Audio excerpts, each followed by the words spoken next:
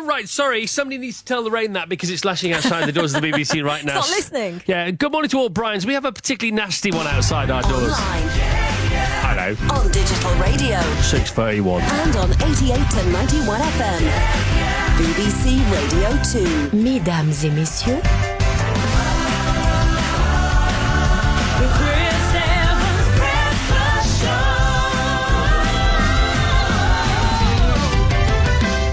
Confined to the north when? We are still in the south here, aren't we? Doesn't matter, we don't mind. We've got a roof over our heads. 6:32, thanks to Justine, thanks to lovely Penny. It's the most wonderful time. Yes, the most wonderful time. Oh, the most wonderful time. Banana! Of the week.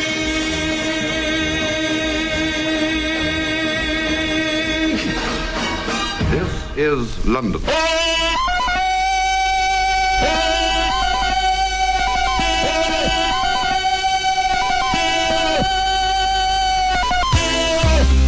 Happy Friday, everyone. All right. Happy Friday, everyone. All right. Come on, then. Let's have it.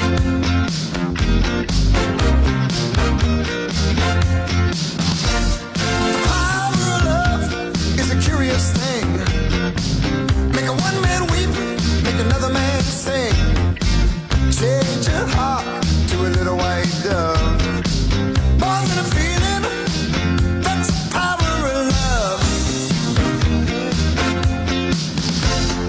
Tougher than diamonds, rich like cream. Stronger and harder than a bad girl's dream. Make a bad one good, make a wrong one right.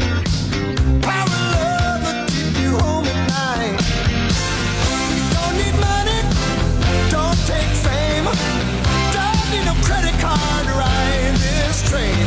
It's strong and it's sudden and it's cruel sometimes, but it might just save your life. That's the power of love. That's the power of love. First time you feel it, it might make you sad. Next time you feel it, it might make you mad. You'll be glad, baby, when you're found. That's the power that makes the world go round. And it don't take money, don't take fame. Don't need no credit card to ride this train. It's strong and it's sudden, it can be cruel sometimes, but it might just save your life. They say that only love is there, yeah, but you don't care.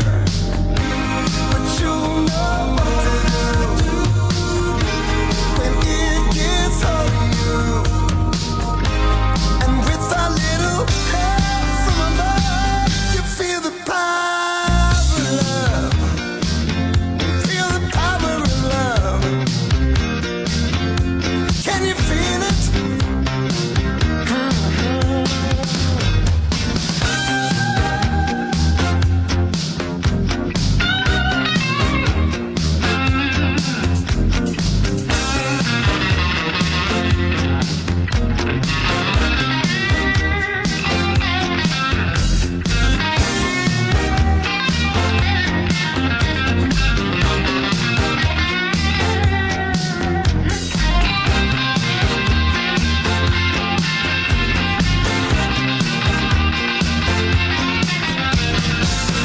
Don't take money, Penny Smith looking like Mrs. Peel from The Avengers. don't need no credit card. We watched an episode of that last night. The one where they try and electrocute the world to death.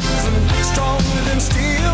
Patrick McNee ends up having a fight with the baddie, which all hinges around who's going to get to wear the rubber Wellington boots. Because that's what you're going to need to vanquish the other guy. Very Mrs. Peel.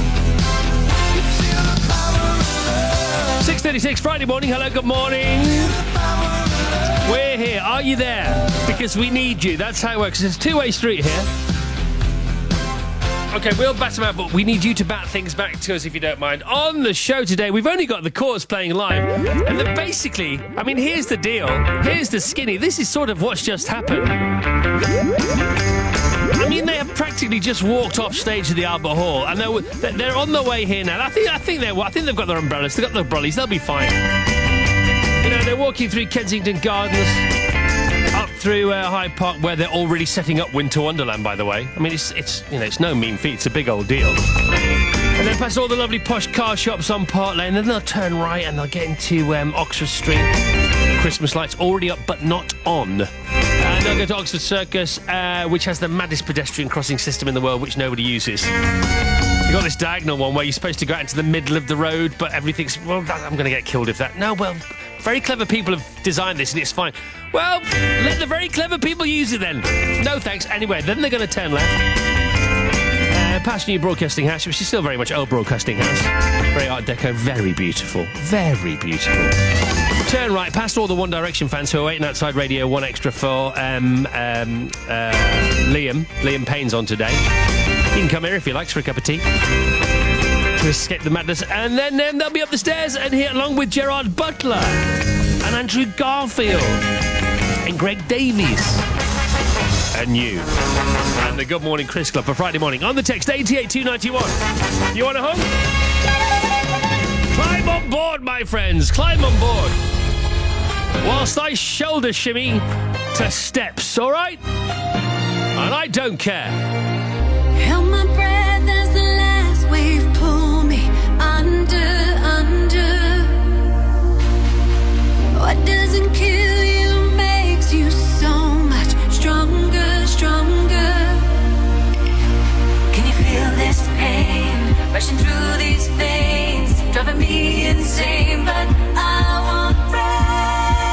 I won't look back tonight. This is the time of my life. Underneath these stars, dancing with a broken heart, like fire with fire. The truth to a liar. I'm going higher, dancing with a broken heart.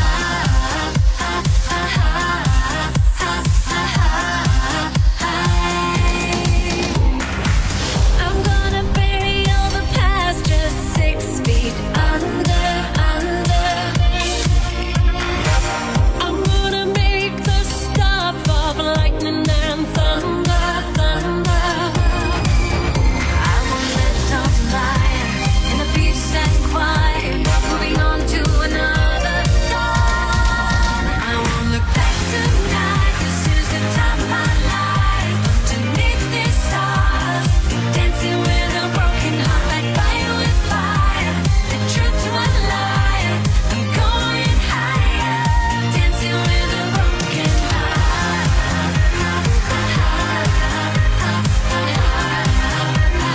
Dancing with a broken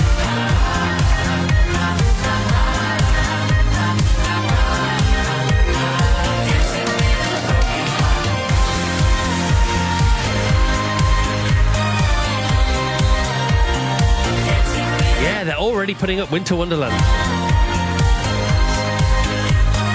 I wonder what happens to Winter Wonderland when it's not winter. I mean, it's massive, isn't it? Where does it come from? It's, through these veins. I think it's from Scandinavia. I just sense it maybe from Scandinavia. You know, and when we have it for Christmas, what do they get then instead? Tonight, this is the time of my life. I mean, you may or may not be aware of it. Google it. Have a look.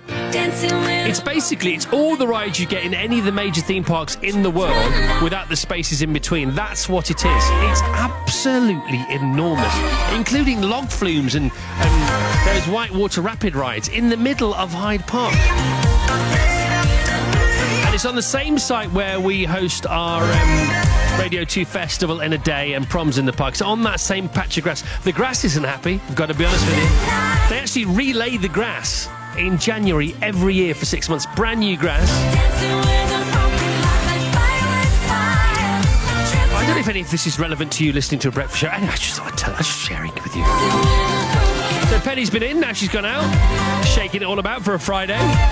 What about you guys? Let's find out, shall we?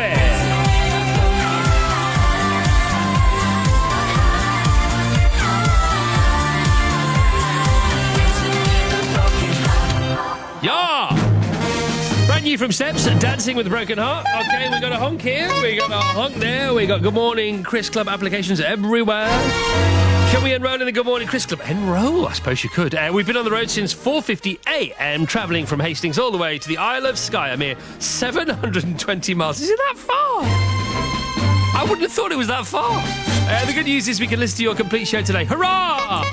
Says Angela Pacel. Angela, even better news. Mostly it's not me today because lots of guests talking. So even better. Good morning, Chris. New listeners here. Any chance you could please give me and my old man Jamie a shout out, and also tell my mum Sarah we love her very much. Thanks, Ricky and Guildford. Ricky, we can definitely do that. There's one for you.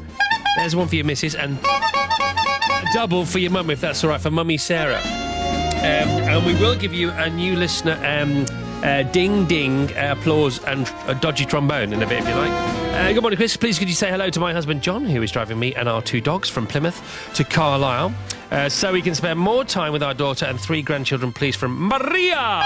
Maria, you are in. Be careful. It's very windy, it's very rainy. It's not confined to the north. The weather's wrong. Good morning, Chris. Can we be in the club? Need a honk. There you go. Off the bat.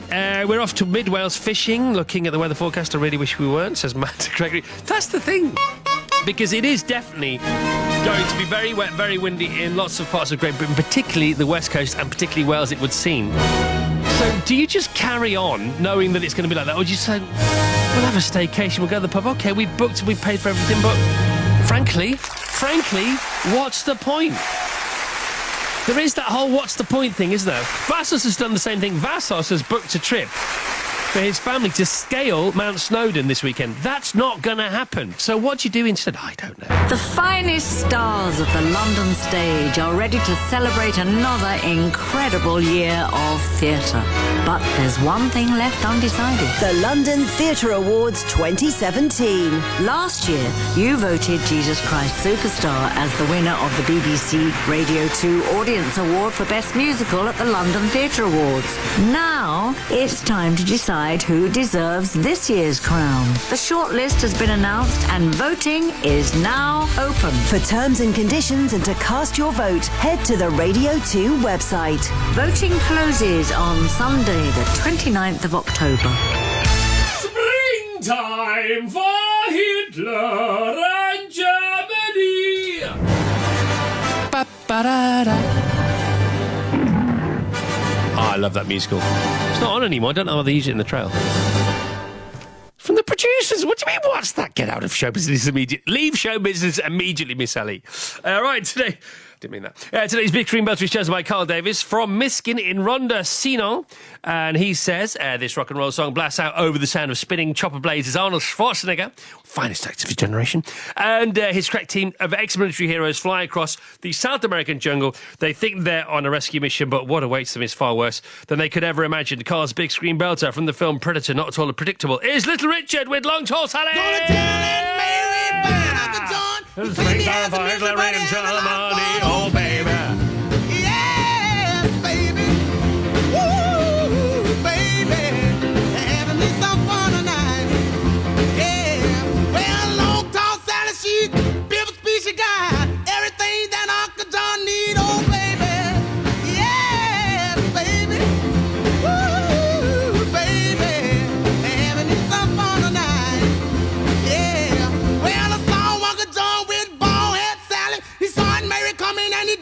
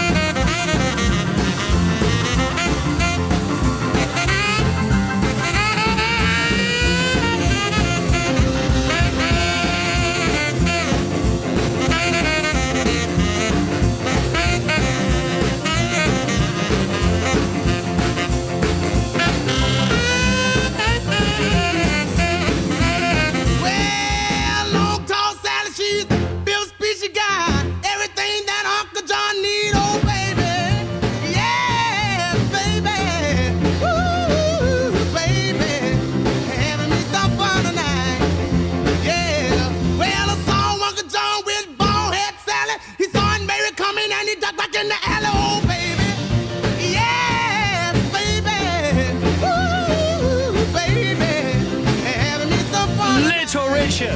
Yeah. We're gonna have some fun tonight. We're gonna have some fun tonight. We're gonna have some fun tonight. We're gonna have some fun tonight. Little Richard, Long Tall Sally, have some fun tonight. So, mini break for the family. Mini break where? Mini break here, because we don't live in London. I work in London, but we don't live here, so we come here sometimes when the kids are on half term, and we have a whale of a time. Yesterday, Lynn, you're going to love this. Transport Museum. Oh, what a place Covent to go. Garden? It's Covent Garden, yes, isn't it? it Yes. is one of the best museums I've ever been in. The kids said the same thing. What a place. Hats off to everybody involved in just doing that. So congratulations. It was amazing. It was amazing. It is £17.50 for a year for a grown-up, free for the kids. As long as they go with the grown-up. And lots of people. They're very kid-friendly, very interactive. So I'm going to have to go back because I was looking at things maybe the kids weren't so interested in. I was reading all the stuff about the history and while they were doing things, lots of things you can interact with. You know, you can park a ferry. You can park the Woolwich Ferry. You can park a ferry? Yeah, on the beach, Noah. Yeah, as opposed to where in the dock, Noah. Eli crashed an underground train. Brilliant. But it wasn't on the news. Nobody got hurt. It's fine. My favourite facts were the steam trains were still running. Scheduled steam trains were still running in 1971. Good heavens. That's not like the Flying Scotsman. That's not like Novelty Days Out. That's not like the Bluebird or the Mallard or the Sir Nigel Gresley. They're all still going, and hats off and thank heaven. But this was an actual scheduled commercial steam train, 1971. And of course, the cut and cover original tunnels that were dug by navvies for the London Underground, which are still used today. They were so good. They're still the same tunnels, dug by hand, cut and covered by hand. Models of all how that works, by the way. Fabulous. Fantastically compelling. But of course, the first underground trains were steam trains, which I didn't realise. I've always thought that because it's Baker Street, isn't it? Yeah. And you think, could anyone see anything? No, and apparently all the passengers came off and they were filthy. But what about the driver and the fireman who worked on them all day? They basically all died after about a week. It was so bad because there's all the coal as well as the steam and all the dirt and all the grime. But what a place to go. Go to the Transport Museum. It is a wonderful, fabulous place, and I thought you might like that. Well, it sounds great. And I like the idea of parking a ferry. We can have a go. My favourite section was the poster section. Oh, yes. Because they just don't make posters like that anymore. Posters have gone back in quality, design and imagination. Those Art Deco posters advertising everything from the Twickenham Rugby Internationals to the boat race to the Derby Epsom, they are they are still so way ahead of themselves and in fact way ahead of where we are now. I love those posters. Anyway, that's that. Had a nice day, did you? Wasn't the worst day ever. Okay. 11 to 7. North of Aberdeen, accidents close the A947 Old Meldrum Road. This is just north of Newmacher. Expected delay on the southbound M42, junction 11 to 10, kind of Tamworth area. There was an accident. It's on the hard shoulder now. The roadworks are overrunning in Essex on the A12. That means northbound traffic is at a halt at junction 17 Howell Green, which is just to the south of Chelmsford. M25 clockwise, it's closed. There's been an accident. A couple of lorries and a car are involved, and it's between junction 23, the A1M South Mims, and junction 25, the A10 at Enfield. Train news. Arriva Trains Wales between Llandudno and Blaenau Festiniog. They're running a replacement bus service following damage caused by the severe weather. Back with more in half an hour. Thank you, Lynn. 10 to 7. Vassos now. Well, next. After Dave Guetta and Kelly Rowland. It's complicated, it always is. That's just the way it goes. Feels like I waited so long for this.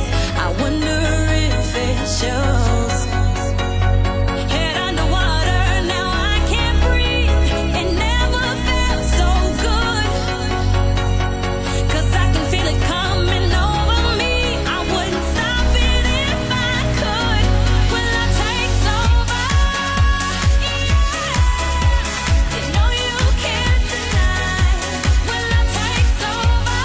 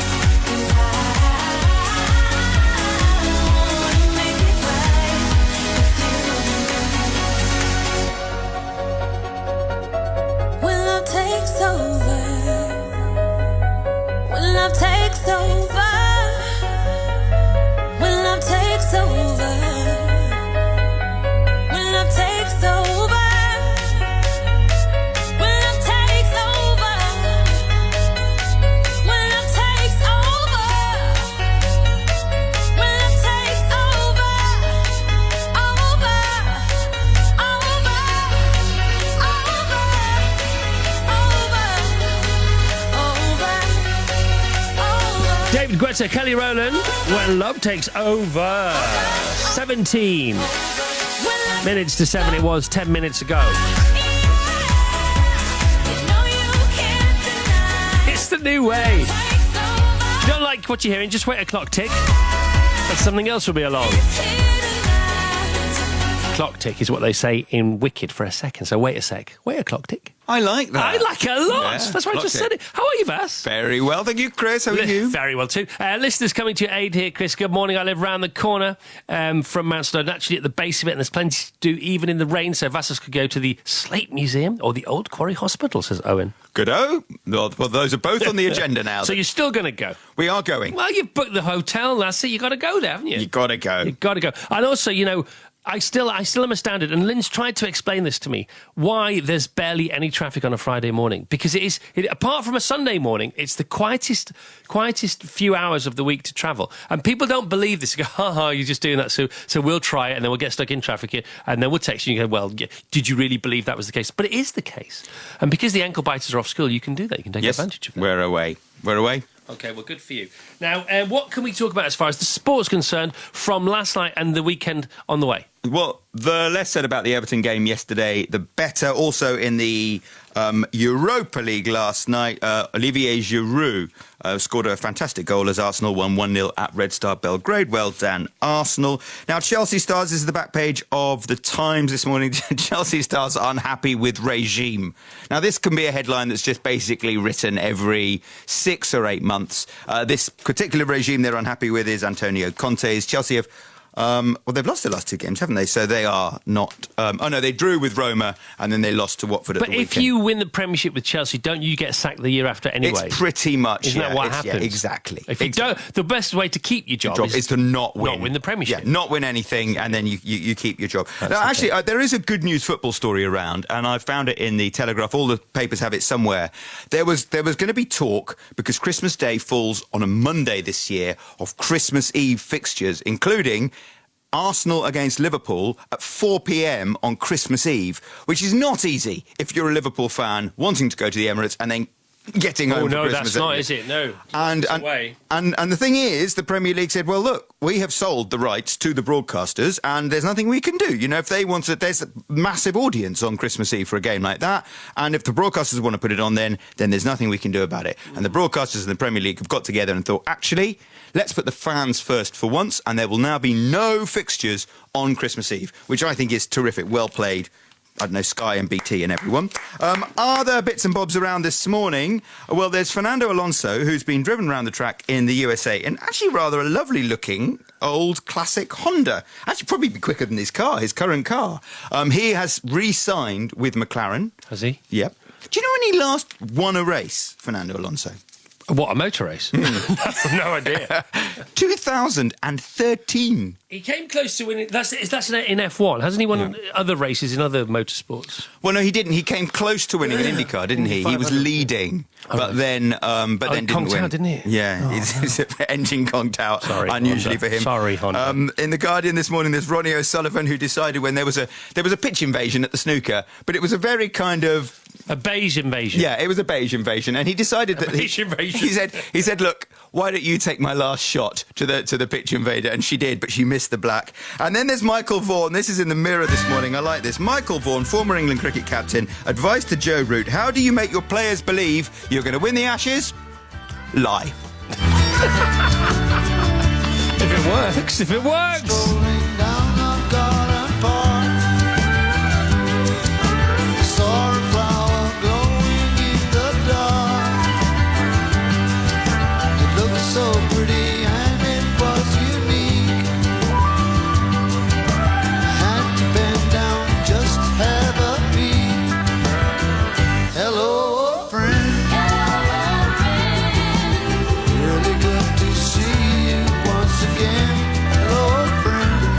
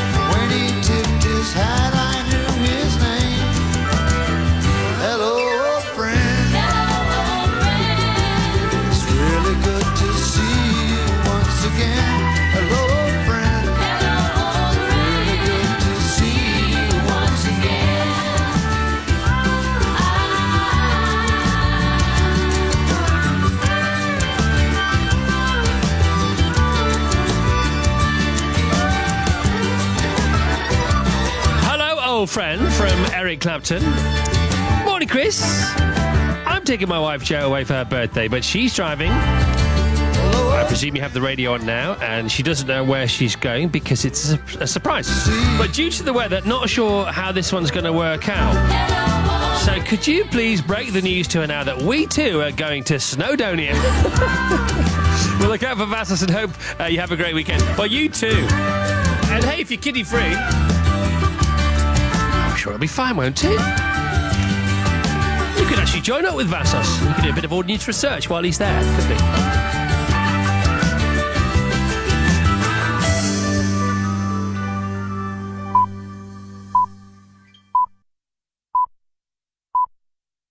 Friday morning, this is BBC Radio 2 online, on digital radio and on 88 to 91 FM. Here's the news now with Justine Green. BBC News at 7 o'clock on Friday, the 20th of October. Good morning. Theresa May has urged EU leaders to help her strike a deal on Brexit that she can defend at home. There's a warning that millions of mobile phone users are paying too much towards their handsets and pulled from the ocean's depths, the letter which survived the sinking of the Titanic. Theresa May has told EU leaders she needs to reach a Brexit deal she can defend to voters. In a private speech over dinner in Brussels, she urged the other 27 countries to allow the talks to move on to trade. From Brussels, Kevin Connolly. Theresa May issued a powerful call to the 27 EU leaders to join her in creating a Brexit deal that she will be able to stand behind and defend. She told them she'd listen both to them and to voices in Britain before offering money and movement on crucial issues in her Florence speech last month. Most of the leaders said little or nothing as they left. Those who did, like Angela Merkel, said Britain still had to go further, but acknowledged the progress made so far.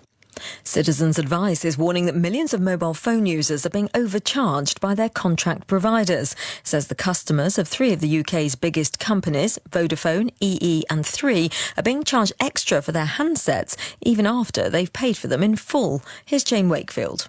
People who buy a handset when they take out a mobile phone contract could be paying over the odds. A study from Citizens Advice found that some could be paying up to £38 extra each month after they have repaid the cost of the phone. The Digital Minister, Matt Hancock, said the operators, Three, Vodafone and EE, must inform customers once their phone is paid off. The operators said that their billing is fair, with EE claiming that separate phone and tariff deals don't always represent the best deal for consumers. Citizens Advice said it was often older customers who were stung by what it called a sharp practice. A major study has concluded that pollution was linked to the deaths of more than 50,000 people in the UK in 2015. The report, published in the Lancet Medical Journal, looked at the effect of man-made chemicals on people with illnesses such as heart disease and stroke. The government says it has a £3 billion plan to improve air quality and reduce harmful emissions. Sarah McFadden from the charity the British Lung Foundation explained why Britain was doing worse than other European nations and the United States. One reason for that could be our ongoing dependence on diesel vehicles, which we know are pumping out huge amounts of toxic gases and particles into the air. Breathing in that pollution is a risk to all our health, but it's particularly dangerous for children, older people and people living with a lung condition. New figures have revealed that Oxford and Cambridge universities are still struggling to offer places to students from less privileged backgrounds. The data shows 4/5 of those given places have parents working in professional and managerial jobs, and that admissions are dominated by the home counties. Both universities say they're taking steps to widen access, but Cambridge warned the biggest barrier was poor exam results.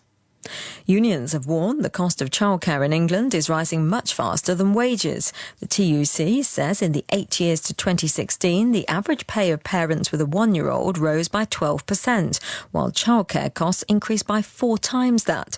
The government says it's doubled the free childcare available to the working parents of 3- and 4-year-olds to 30 hours a week. But Megan Jarvie from the charity The Family and Childcare Trust says some households are struggling. Government have invested really well in childcare over recent years, but there's still a gap from when parents finish maternity leave until they get a free nursery place, and that's when those costs really pinch. We'd really like to see a simplified childcare strategy that makes sure that every parent is better off working and every child gets the boost to their outcome that comes from high quality childcare. A letter written on board the Titanic the day before the ship struck an iceberg in 1912 is being put up for auction this weekend. Duncan Kennedy reports.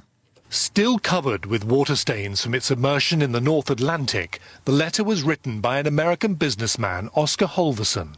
It's dated April the 13th, the day before the Titanic hit the iceberg.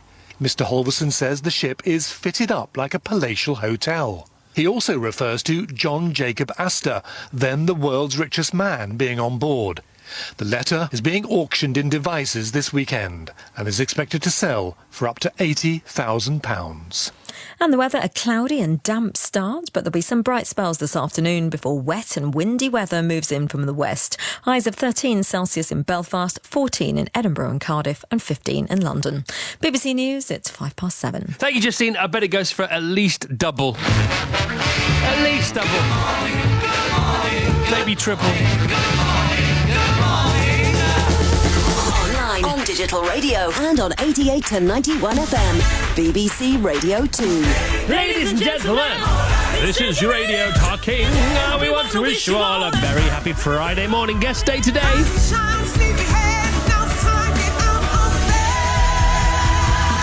This is your wake-up call.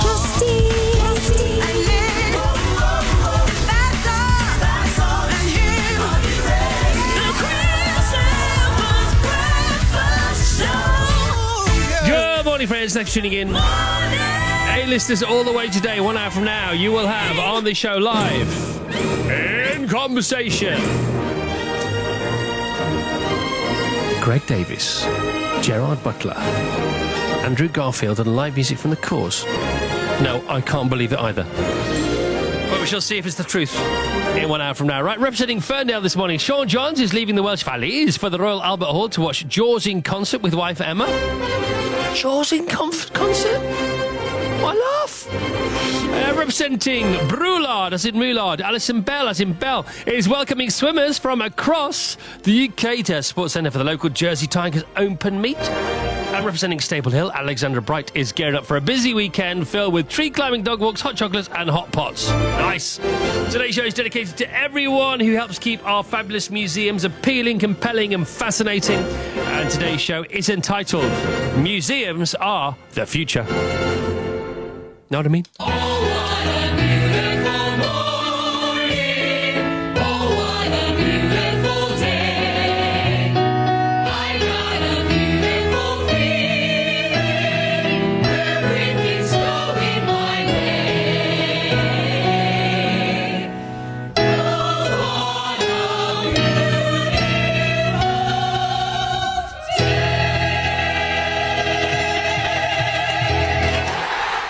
Friday, everyone. Good morning, Britain, and welcome to another day here on planet Earth.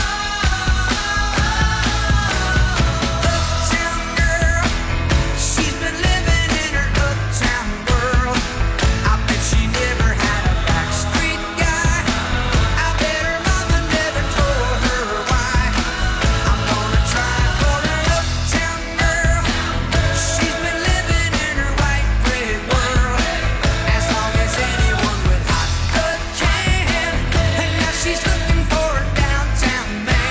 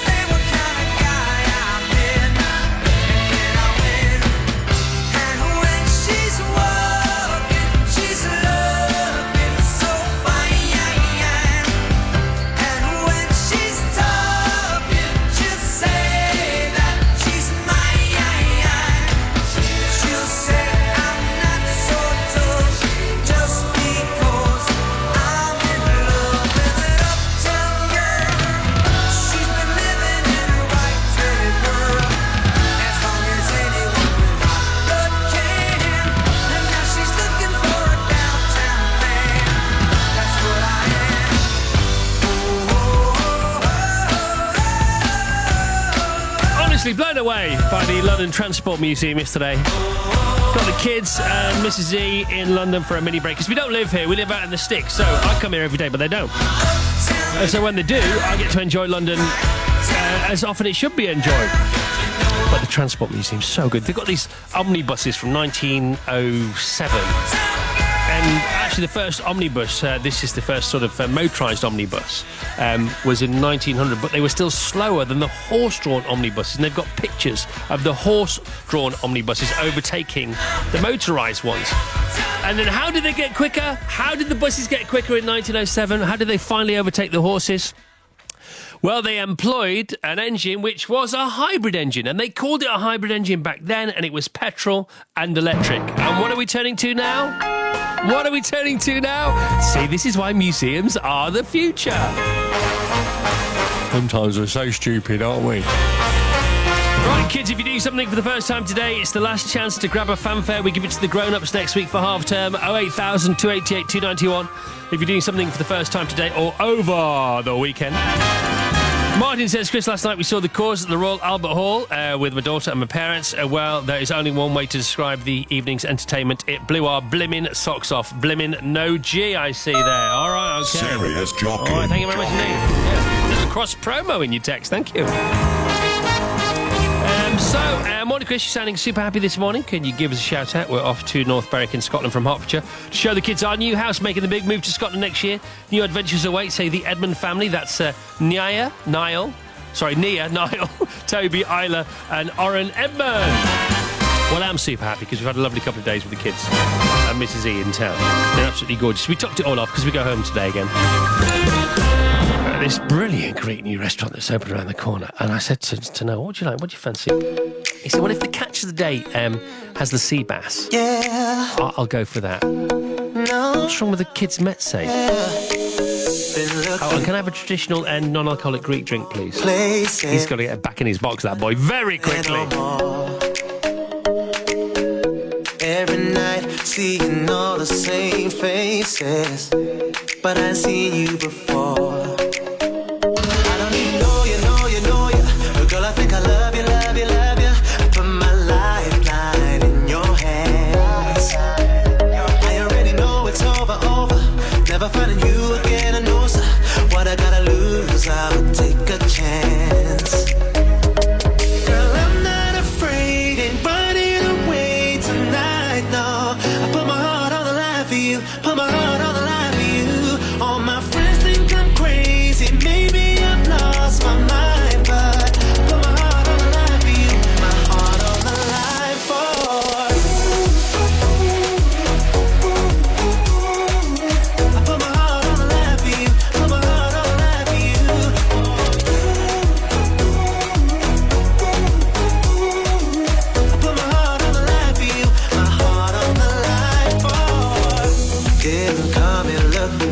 situation, but who would have thought I'd be breaking every rule I ever made, but guess it's a good time to start. I don't even know you, but girl, I think I love you, love you, love you. I put my lifeline in your hands. I already know it's over, never finding you again, I know what I gotta lose, I'll take a chance. Girl, I'm not afraid, ain't running away tonight, no. I put my heart on the line for you, put my heart on the line for you. All my friends think I'm crazy, maybe I've lost my mind, but put my heart on the line for you, my heart on the line for you. Morning, Chris.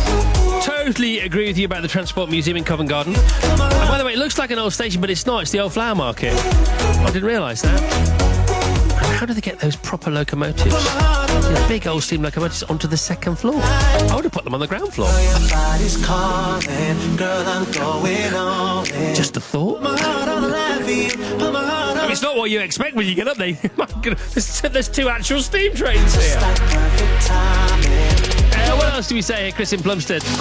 Try the Museum of London at the Barbican, also great. Chris, I work in Cumbria's Museum of Military Life in Carlisle Castle. A great small museum with loads going on. Please give a shout out to all small museums around the UK who do a great job, like the big boy, says Jules. Jules, I absolutely appreciate that, and thank you for pointing it out, and I will. And why don't we take some more of those small museums right now on the text 88291. Let's do that, shall we? Morning, Chris. Well, last night was heading to be another sleepless night. So I tried the sock trick. Slept like a log. Cheers for that, pal.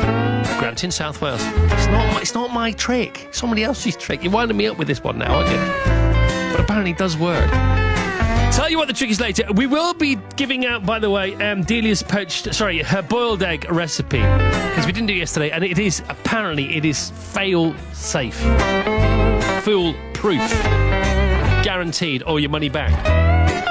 Although go to Delia for that, not precisely to me. What else do we need to do? Something else we need to do. It's really important. I'll think about it while we go to the weather with Sarah Keith Lucas. Good morning, Sarah Keith Lucas. Good morning, Chris. Well, what's going on then? Well, after a damp and breezy day today, things are going to turn increasingly wet and windy with the arrival of Storm Brian this weekend. Now, today, across England and Wales, it's a cloudy, damp start for many, but also quite windy first thing in the south. The winds are going to ease and the cloud and rain should clear to the east today, leaving an improving sort of day with some sunshine returning in the west, highs of around about 14 or 15 degrees before the heavy rain and the strong winds arrive in the west during this evening. For Scotland today, a cloudy morning with a bit of patchy drizzle in the north and the east. Any rain would clear away later on to leave a pleasant afternoon for Scotland, with sunny spells and highs of 13 to 15 degrees. And for Northern Ireland, largely dry and bright for much of today, but it will feel rather cool, up to around 13 degrees, but cloud builds this afternoon ahead of that wet and windy weather this evening.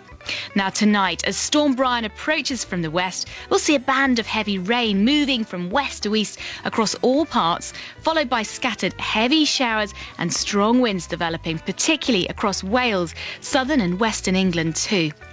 Now through the weekend then, on Saturday, those strong winds in association with Storm Brian likely to cause some disruption, particularly in the south and the west, with gusts of 50 to 60 miles per hour, as well as spring tides, so there could be some coastal overtopping of waves, for instance. It's quieter further north and east, and we are likely to see a day of sunny spells and blustery showers on Sunday, but do keep tuned to your latest forecast. Absolutely, and let me just tell you, Brian, okay, Storm Brian, this Brian bloke, this Brian chappie, you know, if you're responsible for a do, whether it's you've got friends and family coming around for a meal, or you're going to have a little party at home or something like that, but if you're responsible for it and you've told everybody what time to get there, and some people have replied and they said, yeah, well, we'll probably be a bit late, or we'll be on time. Storm Brian is the guy that gets there half an hour before you're ready for anybody, including yourselves, because he's already here. I mean, with the greatest of respect to Sarah and her colleagues, Storm Brian isn't approaching from the west. He's here. He's outside the door. Okay, there are small children flying horizontally past our windows as we speak here in central London. 1, 2, 3. Welcome to the Rhythm Nation, everyone. Saturday nights on BBC Radio 2. Funk, soul, some R&B, a little bit of dance. Are you feeling like dancing to the music? I might just play this one tonight when I'm clubbing. It's a bit of a blast from the past. A bit of everything on the Rhythm Nation. One thing, all connections are rhythm.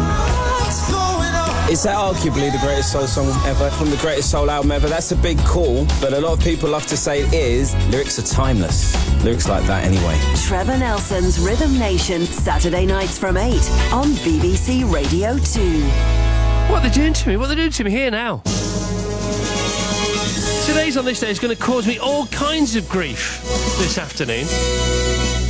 18 minutes past 7. This morning's On This Day comes to us courtesy of a delightful double act who kick off their UK tour in Cork tonight. They've also just announced a series of forest shows next summer. It's only Paul Heaton and Jackie Abbott. Good morning, guys. Good morning, Chris. It's over to you two. On this day in 1714, George Ludwig von Hanover was crowned as Britain's King George I. In 1973, spiritual leader of the Tibetan Buddhists, the Dalai Lama, made his first visit to the UK. In 1957, Pinky and Perky was televised for the first time on the BBC. In 2015, US Vice President Joe Biden confirmed he would not run for president in the 2016 elections. And finally, in 1978, the Police make their US debut at CBGB's in New York. The trio had flown in from the UK on the low-cost tickets, carrying their instruments as hand luggage. Thank you very much, guys. Paul and Jackie play Cork's Opera House tonight. You lucky people. Belfast Limelight tomorrow and Derry's Millennium Forum on Sunday. They're finishing Wexford on Saturday, the 28th of October. But look out for those Forest concerts next year because they give a great gig, those two, along with their band.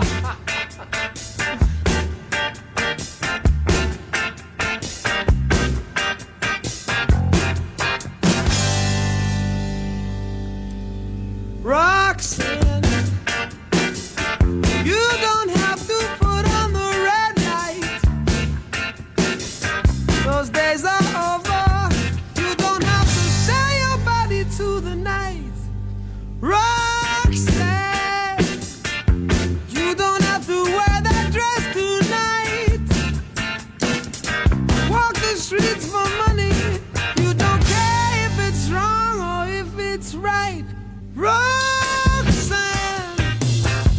you don't have to put on the red light. Roxanne, you don't have to put on the red light. Roxanne, Roxanne,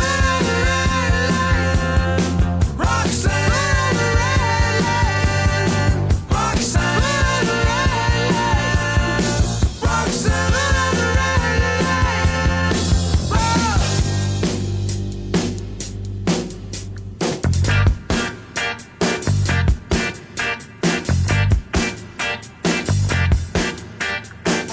since I knew you, I wouldn't talk down to you. I have to tell you just how I feel. I will share you with another boy. I know my mind is made up, so put away your makeup. Told you once, I won't tell you again. It's the bad way. Roxanne, you don't have to put on the red light. Roxanne, you don't have to put on the red light.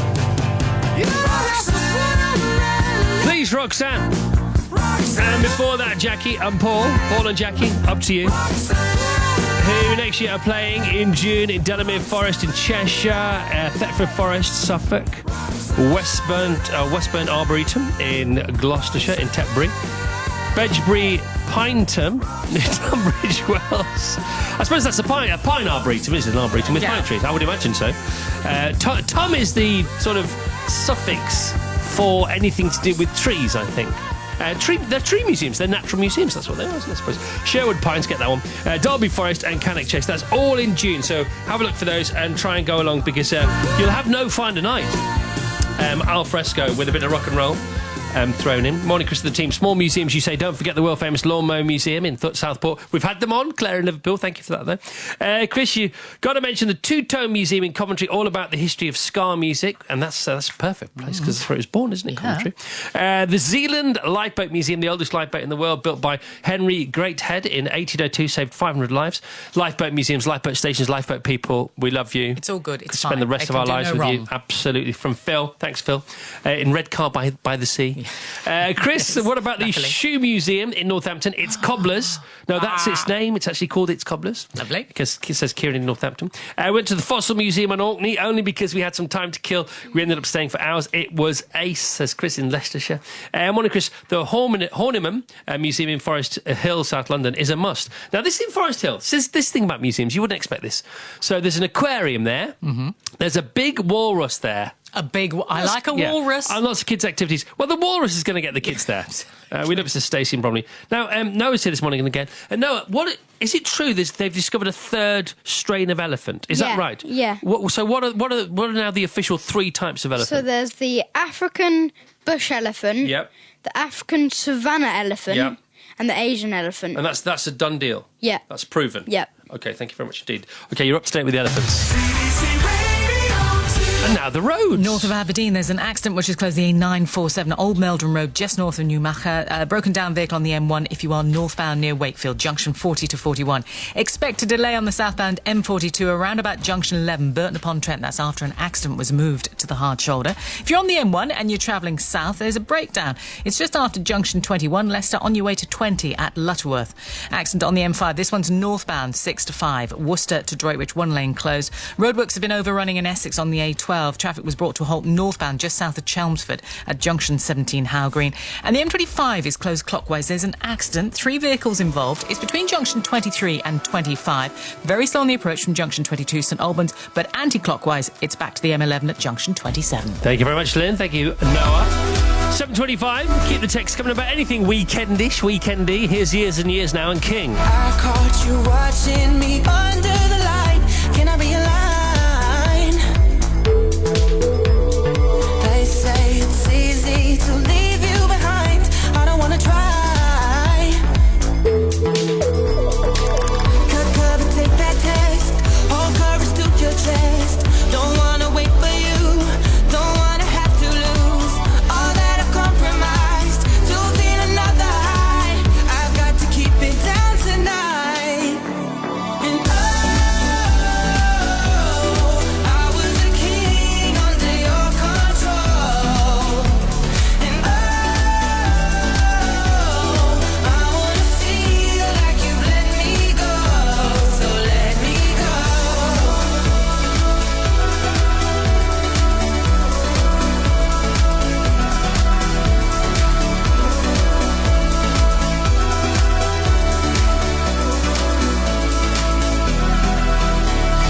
Don't you remember how I used to like being on the line?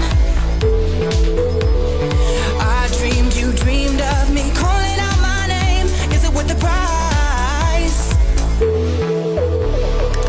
Could take that test. Hold courage to your chest. Don't wanna wait for you. Don't wanna have to lose all that I've compromised to feel another high. I've got to keep it down tonight. And oh, I was a king under your control. And oh, I wanna feel like you let me go.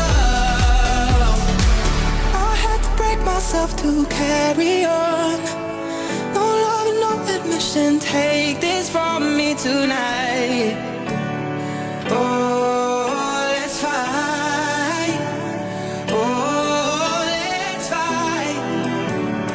Oh, let's fight.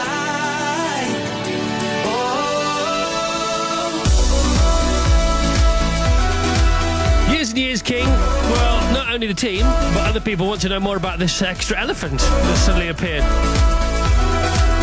So we have our in-house friendly elephant expert back on the air again. So Noah, so the original 2 elephants that we all heard about were what then? The African and Asian. Right, so they've found that the African elephant is in fact 2 different elephants, is that right? Yeah. So how do you tell them apart? Do they look different? No, they look the same. Right.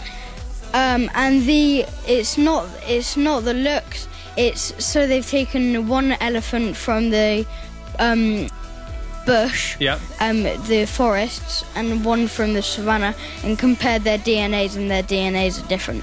Right, okay, thank you very much. That's it. That's all we need to know, isn't it? Are we done? Which has got the bigger ears? Asian or the Africans? I think it is the. It's the Asian. Asian. Do you know why? Why? Keep them cooler. Oh yeah. Yeah, because the blood can go to their ears. I knew that bit. I didn't know about the third elephant, to be honest. Right to the third way in the elephant world. Hannah Owens here. Good morning, Hannah. Good morning, Chris. Good morning, Hannah from Bristol. She's 8 years of age. What did you do for the first time ever yesterday? I dressed up and performed Crocodile Rock for my school's French primary school 60th birthday. 60th birthday party. All right, so tell us about the clothes that everybody else wore. The year 6 is one 1950s. Yep. Year 5 is 1960s. Uh-huh. Our class wore 1970s. The year 3 is one 1980s. Year 2 is 1990s. Yes. The year 1s to 2000 to 2009, and the year ours 2010 to 2017. Yeah, we need names for these, don't we? I think it's the Naughties, isn't it? 2009. We call them the Naughties, don't we? I think so. And you went all ABBA, didn't you? You went all the Dancing Queen on us, didn't you? Okay, well done. Did you enjoy yourself? Yeah. It looks like you had a riot. Okay, mark yourself out of 10. 1,000. Give us a bit of Crocodile Rock before you go. I remember when Rock was young. Me and Susie had so much fun. Holding hands and skimming stones. Had no gold cherry and a piece of my own. Perfect. I could have more, but the news headlines are on the way. Not quite yet.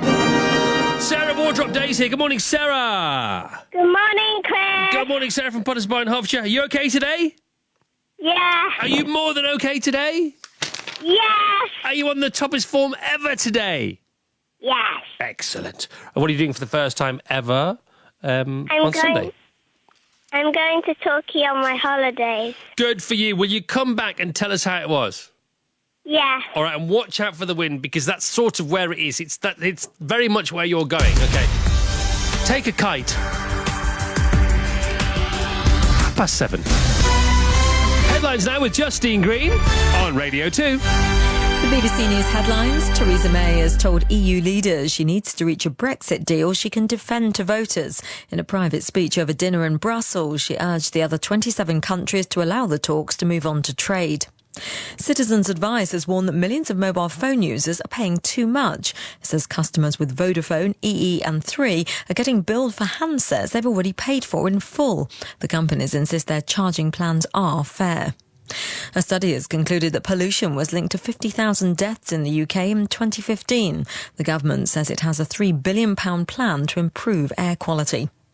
Unions say childcare is becoming unaffordable for many families. They warn costs are increasing 4 times faster than wages in England and say the government must provide greater support to the parents of very young children. And the weather will begin mostly cloudy and damp, although rain should become confined to the northeast. No, I know. Stop reading it out. Look wrong. out of the window. It is completely wrong. The people with pointy heads insist this is the case, but outside it's blowing a gale and absolutely pouring down. They need a window in their office. I've told them before. If only they listened to us, Chris. Oh, no. Anyway, they're the BBC headlines. Of course they are. Sorry about that. It's all right. But it is blowing a gale outside, and the wind is horizontal. Sorry, the rain's horizontal. The wind, I presume, is the same, because... Anyway. All in all, it's grim. Yes, it is quite grim, but we're not. Sunshine coming out your radio right now. And the rule for the Friday Golden Oldie is it has to be a sing-along. Are we going along with that again today? We're certainly going on with that today. It's been chosen by Andrea Seymour from Wallington in Surrey, and she says this song always reminds me of my father's Dad Dancing by the multi-stat record player in our front room. Regardless of the time of day, his moves never changed, and no matter how many times we played it, he never got the words right. The track that takes Andrea back is Baccarat with Yes Sir, I Can Boogie. Thank you, ma'am.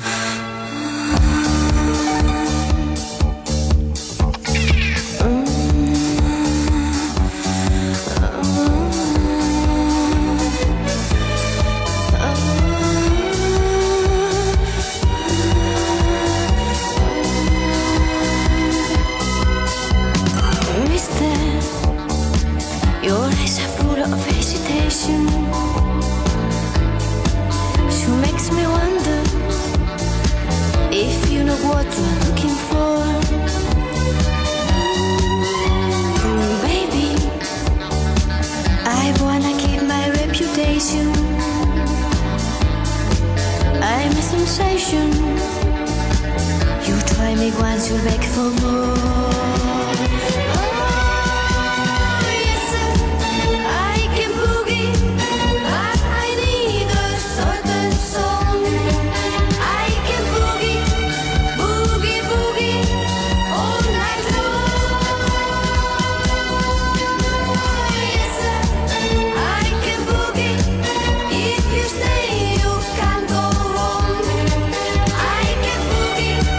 Boogie, boogie, all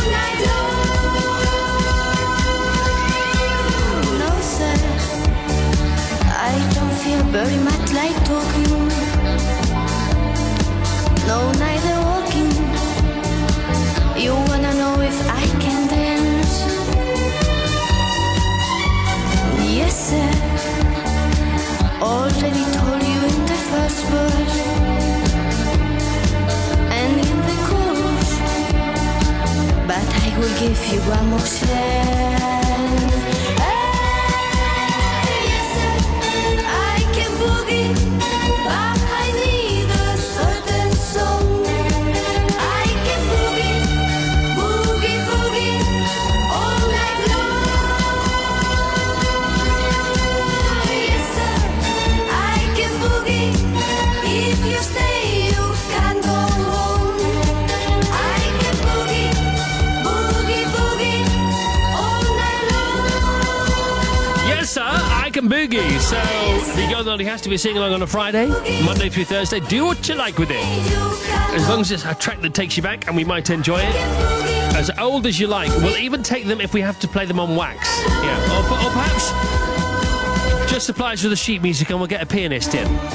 Doesn't really matter. bbc.co.uk/Radio 2 our pages and Golden Oldie. So Children Need Rocks took place last night. Lots of people went and they had a fabulous time. Big 80s theme apparently, more dressing up there.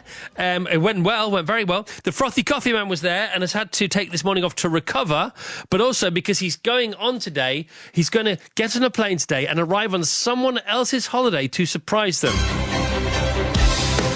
We hope it works.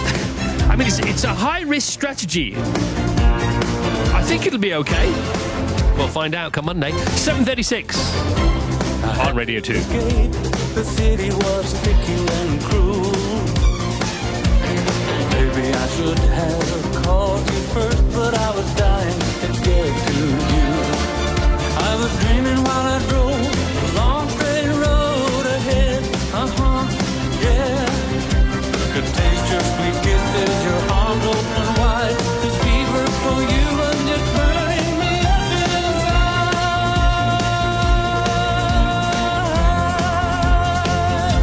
I drove all night to get to you. Is that alright? I drove all night, crept in your room, woke you from your sleep to make love to you. Is that alright? What in this world keeps us from falling apart? No matter where I go, I hear the beating of our one heart. Thinking about you when the night is cold and dark. Yeah. No one can move me the way that you do. Nothing erases this feeling between me and you.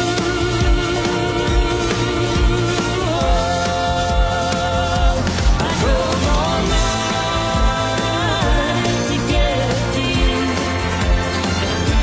Is that alright? I drove all night, crept in your room, woke you from your sleep to make love to you.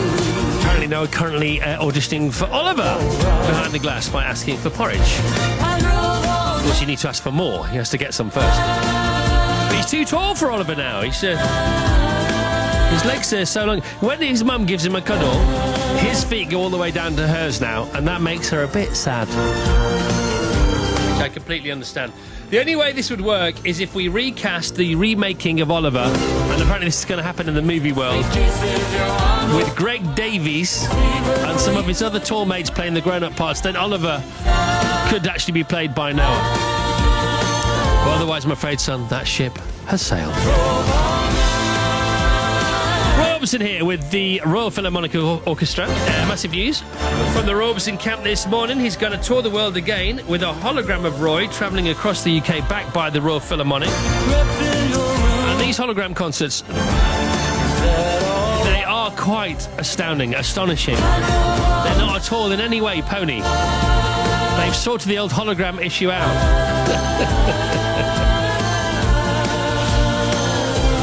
Roy Orbison in Dreams, the hologram tour, sees Roy projected on stage performing all his biggest hits. Starts on April the 8th in Cardiff before heading to Birmingham, Manchester, Edinburgh, Glasgow, Leeds, Nottingham, Liverpool, London and Bournemouth. Tickets will be on sale online next Friday morning at 9 a.m. Now, I've been to the place that the Trailblazers for holograms in Great Britain. It's just around the corner. It's around the corner. It's just here. It's less than a minute's walk away.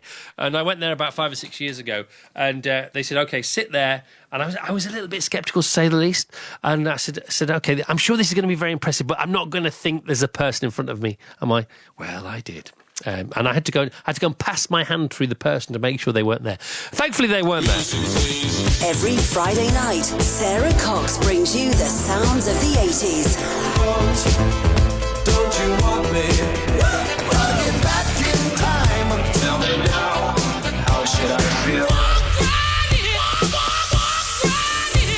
Relax, don't you rest. We'll give it a shot. Would be so nice. Get a chance at my love. Sounds of the 80s with Sarah Cox. A fabulous Friday night mix of the finest hits and rarest gems.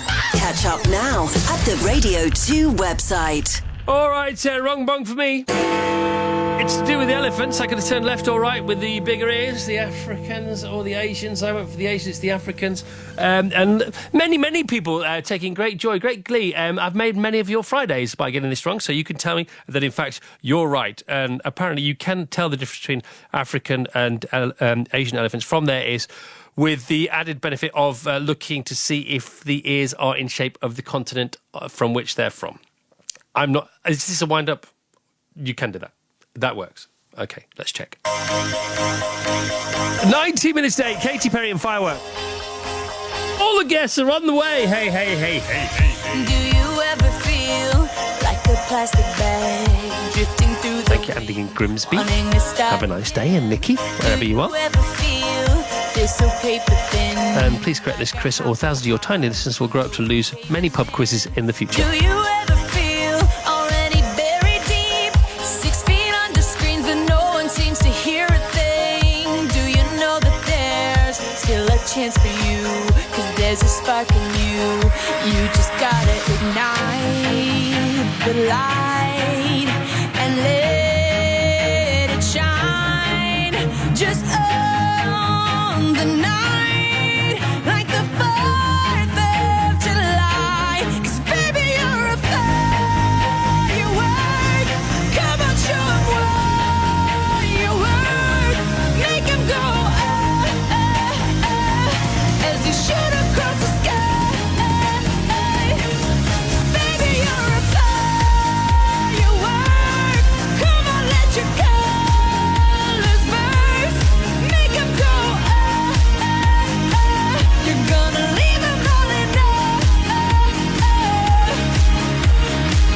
You don't have to feel like a wasted space. You're original, cannot be replaced. If you only knew what the future holds. After a hurricane comes a rainbow. Maybe a reason why all the doors are closed, so you could open one that leads you to the perfect road.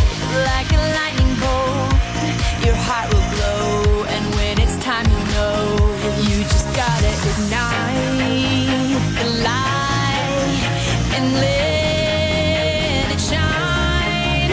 Just own the night, like the 4th of July. 'Cause baby, you're a firework.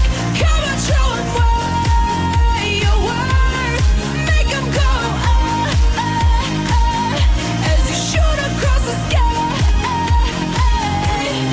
Baby, you're a firework. Come on, let your All fans of profound and obtuse sports stars stand by for a Ronnie O'Sullivan clip. It's on the way.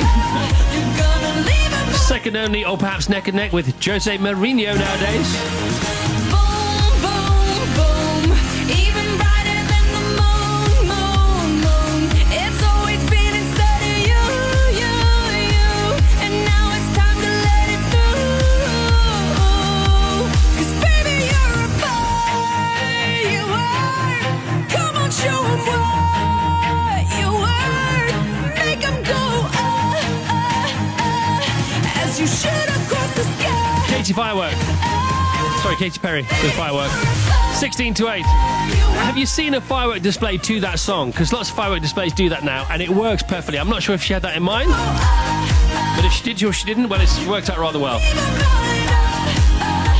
So tell us about you claim now, don't you know? You claim that you knew that the African elephant was the one with the bigger ears, and I sold you a pup saying it was the Asian one. You're saying you knew that. Yeah, I did. So how did you know that? Because they need the big ears for all the air to get in to cool the blood down. Because it's so hot in Africa. Yeah. Well, I've been to India. It wasn't exactly chilly, let me tell you. Just saying. Yeah, but Africa's really, really hot. India's pretty much up there, gotta be honest. Yeah, but it's not as hot as Africa. Have you been to India? No. Have you been to Africa? No. Well, you only ate plenty of time. It's a bit mean there, isn't it? A bit strong. All right, okay, we'll go with you in the rest of the world. We'll go with you in nature and facts. Facts. Let's go. Should we go with facts, Lynn? Oh, why start this at this late stage using facts? It's going to get us nowhere. What are these things? Hang on a minute. Just seriously, facts. Just have a word with you a second. Facts. How it is really hot in India. I mean, you know, we know that, don't we? Yes. Yeah. So how much hotter is it in Africa that the elephants need the ears to be so much bigger? Are the Indian elephants under trees more?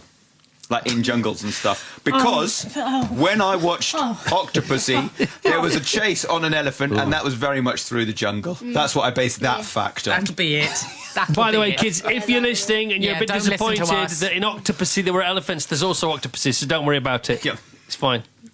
Actually, I'm not sure there is. No, there is. There is an octopus. Indian octopus? African. Bigger tentacles? Yes. Just asking. Right. Channel 4 have nicked not only the Bake Off, the Creme de la Creme now as well. Have they? I think we'd stopped doing it. Oh, right. I think we stopped it. So maybe they have taken it, but I think it was on. It was on the for back grabs. burner. If you don't mind using that kitchen metaphor. Berry's given me the best 6 months of my life. Says Cheryl Cole, not Cheryl Cole. Cheryl Vasami. Cheryl, whoever she is at the moment. She's still Cole? I don't know. Anyway, she's very happy with child. Good. That's nice, isn't it? This is my favourite headline of the day. Bloodbath at Tatler as posh girl's head set to roll. What? Let's just leave it there. You can guess the story. The story's pretty much as you might guess it. That's a lofty ambition. Portsmouth's plans to rival New York skyline. Why not Portsmouth? Go for it.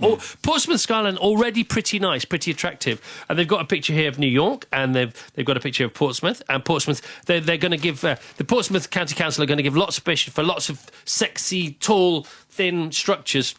And I think go for it. New York, wasn't what it is now once upon a time. So, yeah, Portsmouth, absolutely. Good luck to you. Beak, how long does evolution take? Talking of elephants' ears. Not very long if you're a great tit. You're so right. She's so right. OK, tell us why. Because they've got much longer beaks now. Because? Because they think they've evolved in order to get nuts out of our little seed feeders and all of that. Yes, so bird feeders haven't been around that long, as far as the planet's concerned. But already... I think that's incredible. Great tits beaks have lengthened enough for them to get where they need to go. Fabulous. All right. What else is going on? Here we go. Brian Storm. Brainstorm? No, Brian Storm.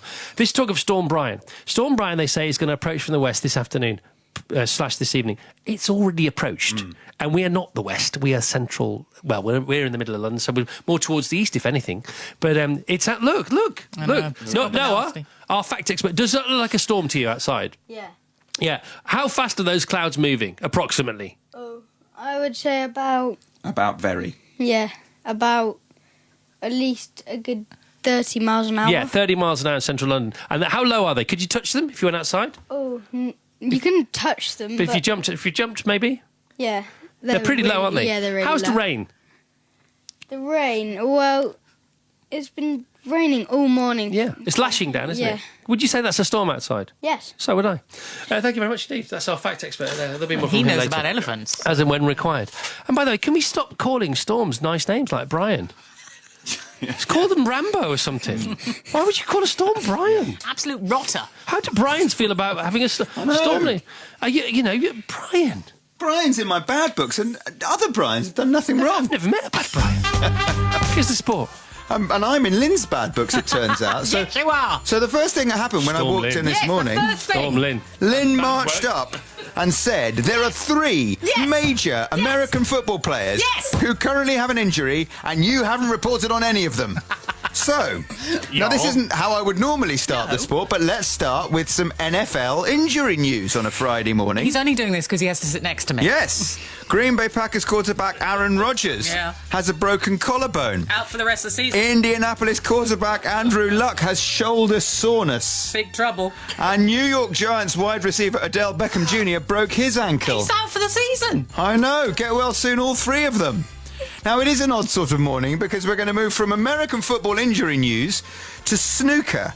Ronnie O'Sullivan yesterday was about to wrap up his 2nd-round win in Barnsley when a middle-aged lady, randomly started jogging around the table.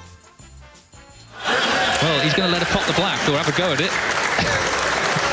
This couldn't happen to anyone else, could it? I didn't know what to do at first, and she said, I'm just having a jog. I just want to have a little jog. And I was like, well, go on then, carry on, have a little jog. And I said, you might have a shot as well while you're at it. I thought she was going to pot it. We were so willing her on to pot it as well. Yeah, I really wanted to I must point out, if you do go to the snooker, do not run on, because it's never going to happen again that Ronnie will hand you his cue. It's a one-off. Yeah, Ronnie handed her his cue. He then followed up that win by beating John Higgins in a deciding frame last night. OK, let's round up the Europa League action from last night. I'm going to focus on Arsenal because, frankly, the less said about Everton's defeat to Lyon, the better. So Arsenal went to Red Star Belgrade and won 1-0. It was a very difficult game with high intensity in a very heated, supportive atmosphere for the local team, and a game that was very physical. I think they defended very well with a lot of determination. That's Arsene Wenger. Thank you very much. And I just extended your music and there's no need. Got more if you want. No, thanks. 9 to 8, here's Lynn. Broken down vehicle on the M1 northbound Wakefield Junction 40 to 41. Accident on the M5 northbound Worcester to Droitwich Junction 6 to 5. Ipswich. The A14 eastbound is closed. This is at the Orwell Bridge. There's been an accident. Thanks, Potter T and Dangerous Brian. Roadworks are overrunning in Essex on the A12. That's still at a halt northbound. It's at Junction 17, Howe Green. The queues are to Junction 16. There's a southbound tailback to this as well, and it's also affecting the A130, which is queuing north to the A12 from Rettendon. M25 still closed clockwise. The accident between Junction 23 and 25, South Mims to Enfield. The queues are to Junction 22, St Albans. Anti-clockwise, though, it is dreadful. It's way back past Junction 27, the M11. Kent, you can't get onto the M2 to travel west at Junction 5, Sittingbourne. Now, that means the southbound A249 is queuing from Bobbing, and then it continues to queue towards the M2 interchange near Maidstone. Back with more in half an hour. See, having Noah here this morning, it reminds me, kids deal in 2 things majorly: fun and facts. What better way to live your life? Yeah. You know, the leaders of our current world, the great leaders of the free world, they don't deal in fun, and they don't seem to deal in facts. They're the opposite of our kids. And our kids of the future, which may be our only get-out clause, I would imagine. That's our kids here, right now.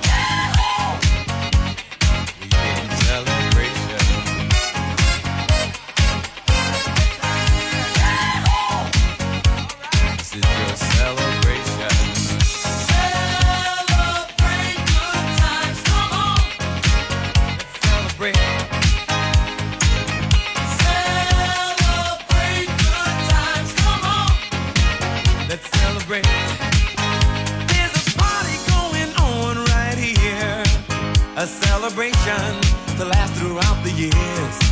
So bring your good times and your laughter too. We gon' celebrate your party with you. Come on now. Celebration. Let's all celebrate and have a good time. Celebration. We gon' celebrate and have a good time. It's time to come together. It's up to you. What's your pleasure? Everyone around the world, come on!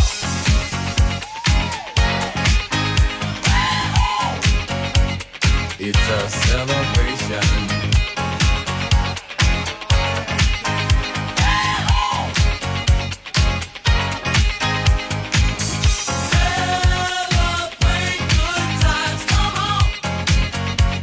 It's a celebration.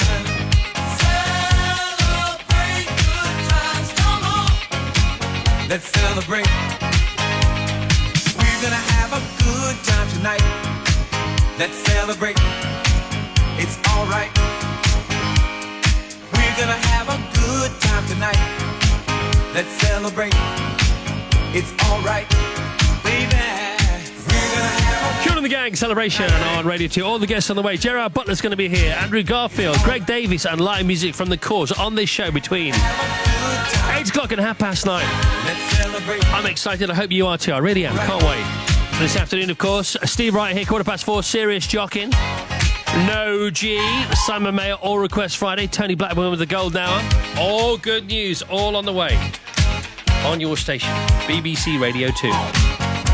Chris, the way to remember which elephant has the bigger ears, oh God, here we go again, is to look at the words. African is a bigger word than Indian, says Grace. Well, not if you glance. So I just glanced at your text, and then I had to hold it that kind of distance, us with similarly maturing eyes have to now, away from me, and count the letters very carefully. So just the one, you know.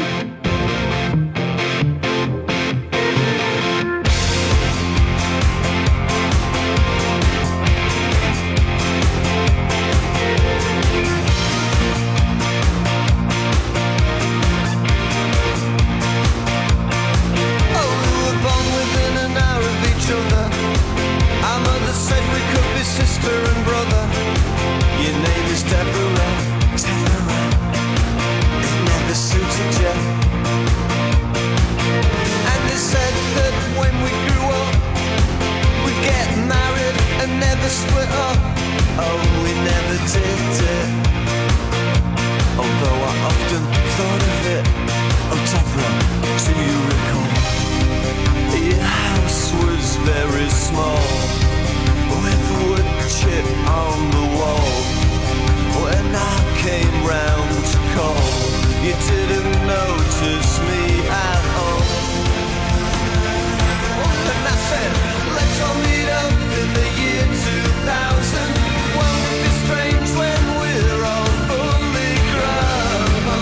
Be there 2 o'clock by the fountain down the road. I never knew that you'd get married. I would be living down here on my own, on that damp and lonely Thursday years ago.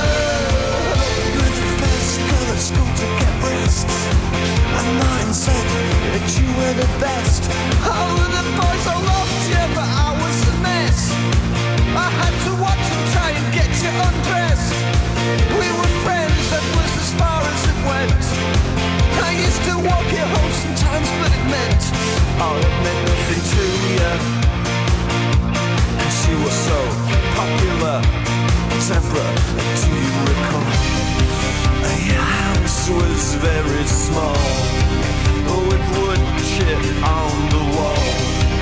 When I came round to call, you didn't notice me at all. And I said, let's all meet up in the year 2000. Won't it be strange when we're all fully grown? Then 2 o'clock by the fountain down the road. Yo! I never knew that you'd get married. Bit of Pulps, get you in the mood for the weekend. Because I'm very excited to hear the cause today. Helen in Liverpool says, happy Friday, everyone. More cause love in Liverpool. Morning, Chris, can't wait for the cause, says Alan in Liverpool. Talking of Alans, Rhodey Al, brand new to the team of the cause. There he is, Rhodey Al. First night on the job, they've got him at the Albert Hall till midnight. He gets in his pit at like 2 o'clock. They've got him here at Radio 2, 5 o'clock this morning. He said, I didn't sign up for this. It's his first night on the job. He's going straight back to Leeds after the show. That's it. Enough of that London. Those cause people.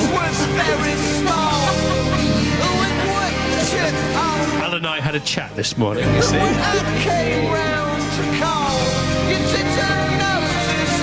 The smiling guitar technician, Mr. Hanson.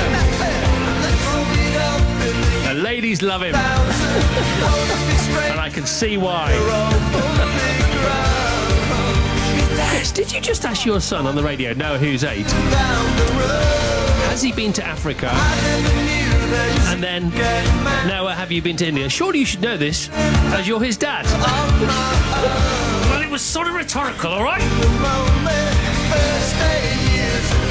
All right, we're on the way. Hope you're on board. Here till 9:30 this morning. We're going to have some fun today, guaranteed.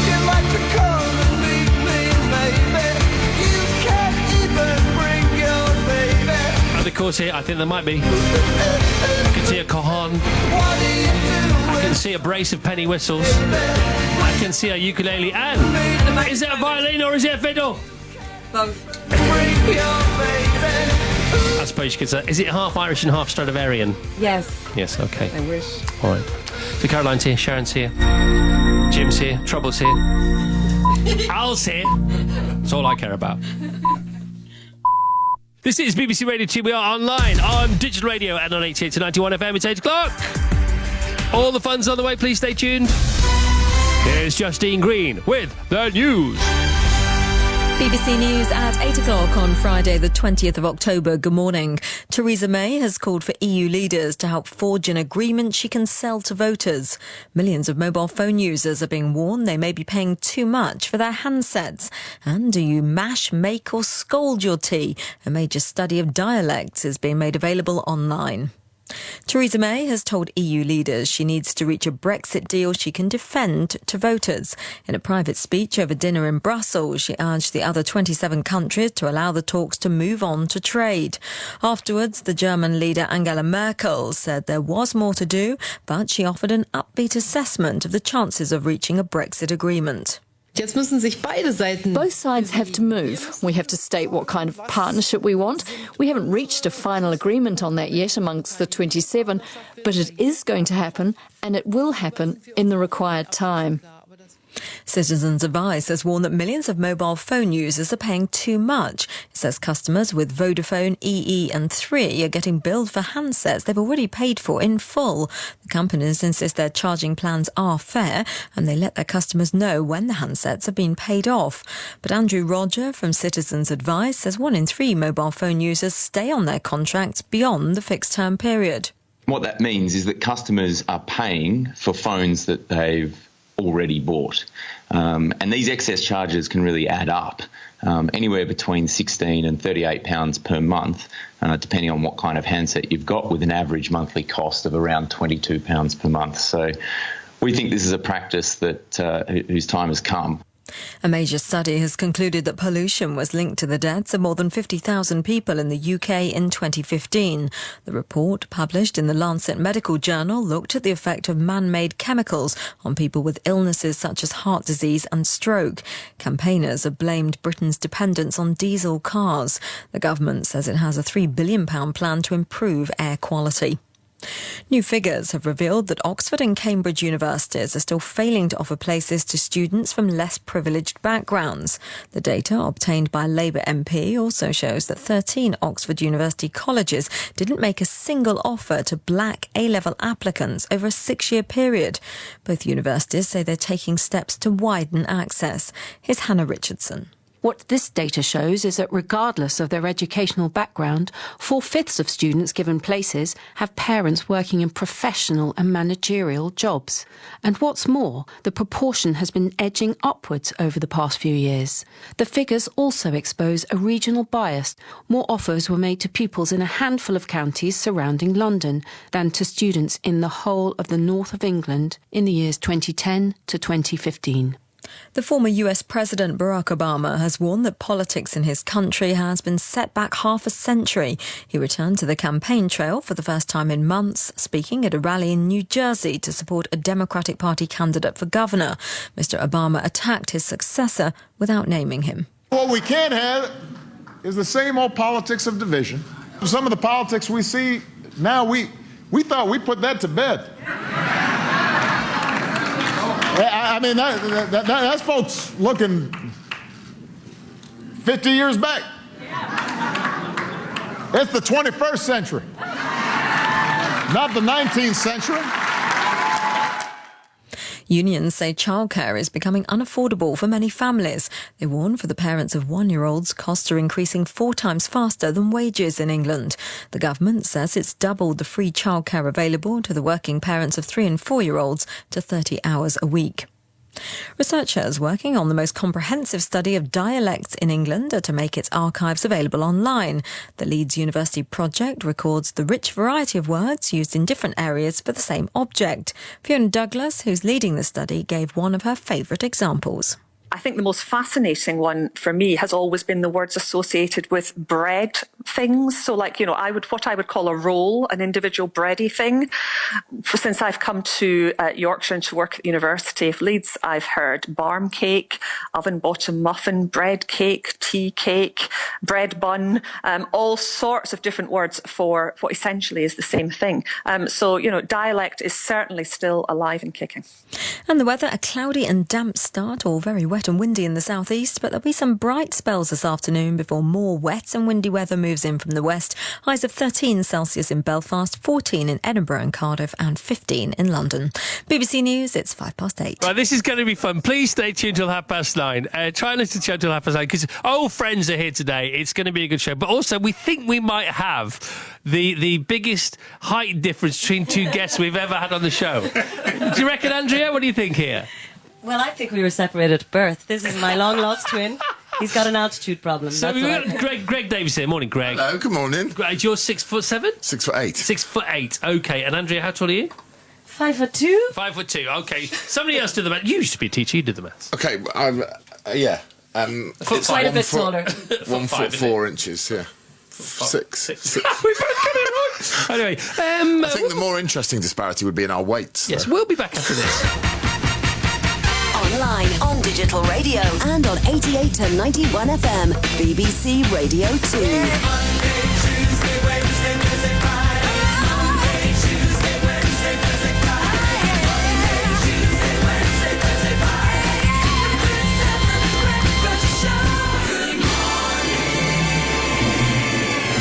How do you like your eggs in the morning?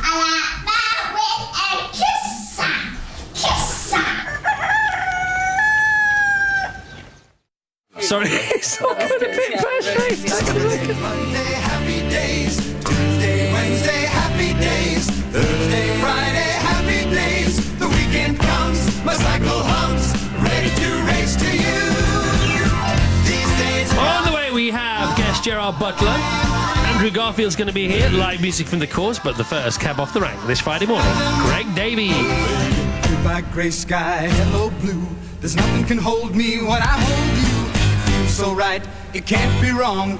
Rocking and rolling all week long. Taking time off from his biggest ever stand-up tour is a colossal comic who's soon to have us laughing at our TV screens all over again. Here to talk about the 4th series of Channel 4's hit sitcom, Sunday, Monday, Man Down, happy days. Greg Davis. Wednesday, happy days. Thursday, Friday, happy days. Saturday, what a day. Grooving all week with you. All right, you ready? Should we do this? Yes? So ready. Okay, where were you last night? Were you gigging last night? No, I've got a story though. Oh, we love a story. Okay, let's kick off with a Greg Davies story. Go on, up you go, my friend. It's not that good. At 10 o'clock last night, I was having a meal in Shropshire with for my friend Will's 50th. Yes. And it was really nice time. And he just very casually said, "Are you not on Chris Evans' show tomorrow morning?" And I went, no, that's next week. So you didn't know? So you weren't being all cool, too cool for school? No. I just got my diary muddled up. So had you... I had to drive. I've had like 2 hours sleep. I feel insane. So 2 questions. Yeah. 2 questions. One, had you known that, would you have still turned up for your pal's birthday dinner? No, I'd have blown him out. Okay, and Sorry, Will. And had he not said that, would you be here today? I would, because... somehow you'd have found out. Because my representative, who's standing through there, told me... Little sheepish in the corner. Not all your fault. Not all your fault. He would have been crying. Right, so you've had a couple of hours sleep. The cause, I mean, you're pretty low on sleep today, aren't you? Very, very low. Yeah. I mean, I think we got Their home reason's about just as 1. glamorous. Oh my God! Well, thank you. It's like dark eyes today, but yeah. I mean, we did the Albert Hall last night. Yes, you did, and congratulations, it went big very well. gig, Lots of our yeah. listeners went to see. Obviously, not all of them because Yeah. it's not that big. But I think a lot of them, though. well, What do you think? yeah, no, small proportion. Only not because because we I know, hopefully just still have a sheer few. size. Yeah, I know. And Andrew, you were saying, I said because you're here to sound check during the news, and Yeah. I said, how long do you want? And you said, how long you got? It's never going to be long enough. Yeah, exactly. All right. Yeah. So you're still all set to go. Jim, by the way, big treat coming up for the song this morning. Should we tell him what it is now to keep him tuned? Sure. Go on, off you go. It's got Elbow. Yeah, we're doing One Day Like This. Stay tuned for the Cause version of Elbows One Day Like This. So, Mr. Greg Davies, now you are very quietly, stealthily busy, aren't you? Because lots of people are obviously busy, but you're just busy. Do you think I do it on the quiet? Yeah, I think you do. Do you? You got lots going on, haven't you? I have, yeah. I'm crowing about it to my friends like mad. You got 2 TV shows on the go, and you got 3. 3? Yeah. So you got Taskmaster. Taskmaster, you got Man Down. Down. What's and the then other next year I'm doing Cuckoo on the BBC. All right, but that is next year. But is that going on now? It's No, not now. So I'm talking about now. Now. Okay, now.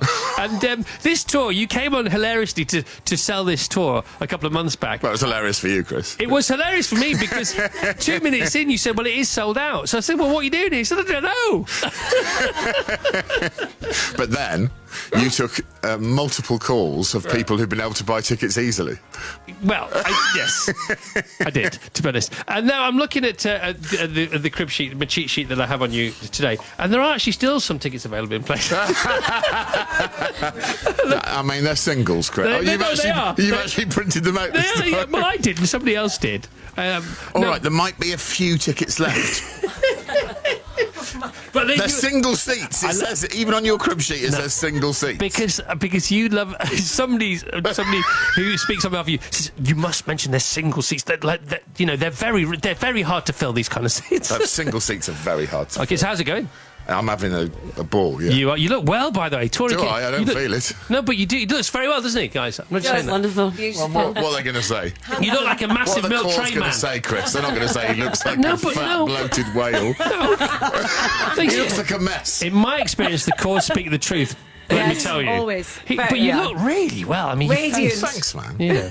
It's because I'm doing 1.5 hours exercise per night. It now. does work, doesn't it? Yeah. Does it tempt you to say that any further when you finished? What? No. of course not. I have a lovely sleep. I have some wine and a lovely sleep afterwards. Excellent. Man Down, 10 p.m. next Wednesday, kicks off again. 4th Series. Did you ever think that would happen? I didn't. I didn't even think one would happen, so I'm delighted. And I'm really proud of this one. I'm proud of them all. That didn't come out well. I'm proud of them all. The lack of sleep was evident there for a But I minute. really like this one in particular. I really like. It's ridiculous. Okay, you say this is as crazy as it can get. It's as ridiculous as it. And you say it's offensive. It's the most offensive it could be. Yeah, I would say so. I mean, if you're watching your own show back after an edit and you're putting your hand over your mouth and going, "Oh no," Well, that is pretty it's bad, isn't it? Yeah, so It's not offensive. It's just ludicrous. Where do we go with this one then? Where do we go? Oh, he's having a child. From a past relationship? Not even a relationship, really, from an encounter. Right. With Brief encounter. He's having a child with literally a brief encounter. And look at Sleepless from Seattle over here. You can say anything and Caroline will find it hilarious right now. I'm Sharon, but Sorry, Sharon. That was funnier. You just think you're Sharon. I'm not sure. Maybe she is. Wrong instrument. Yeah.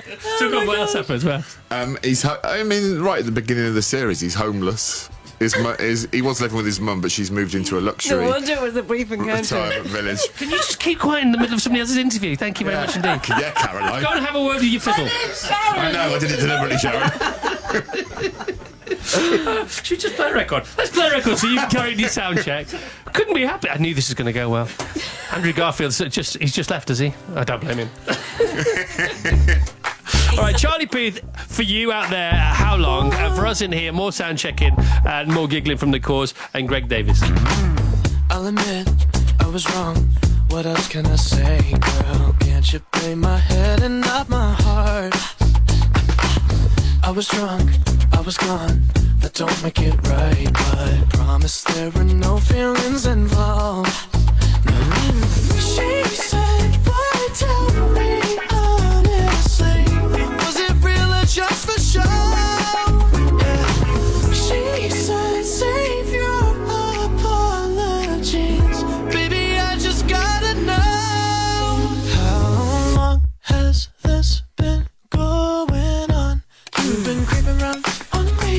Are you calling me, baby? How long has this been going on? You've been acting so shady. I've been feeling it lately, baby.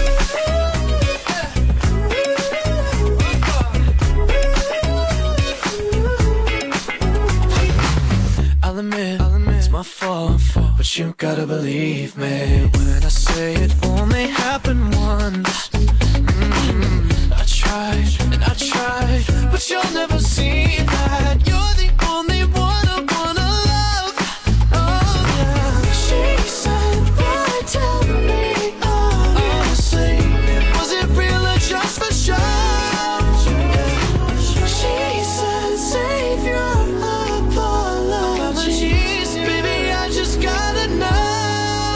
How long has this been going on? You've been creeping around on me. Are you calling me, baby? How long has this been going on? You've been acting so shady. I've been feeling it lately, baby.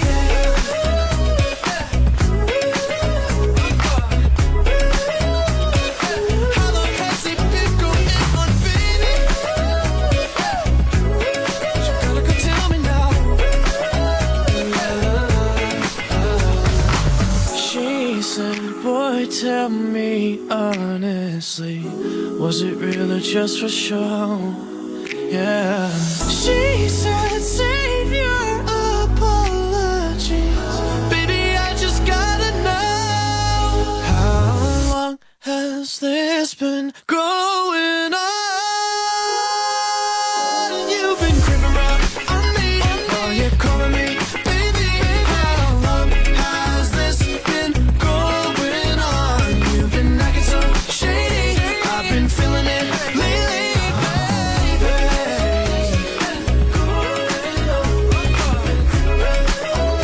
Yes, can Lee Cause please put a sock in it now? Thank you very much. We're going back on air in 5, 4, 3, 2, 1. There you are. With Greg Davies, of course, sounding all right, aren't they? Considering they've had no sleep. I mean, it's amazing. I've Yeah. just been serenaded by the cause personally in my mind. Wasn't terrible. Wasn't terrible. Wasn't terrible at all. Wasn't terrible. Okay, so man I've, downstairs. I've worked out, by the way, I'm the weight of all 4 cores. Plus a bit, I would say. Yeah, and the keyboard. An extra chord. and Al, the most handsome roadie in the world. He is a good-looking boy. He's not. I've been chatting to Al outside. Tell you what, how can you be that good looking with only one head? He's that good looking. Unbelievable.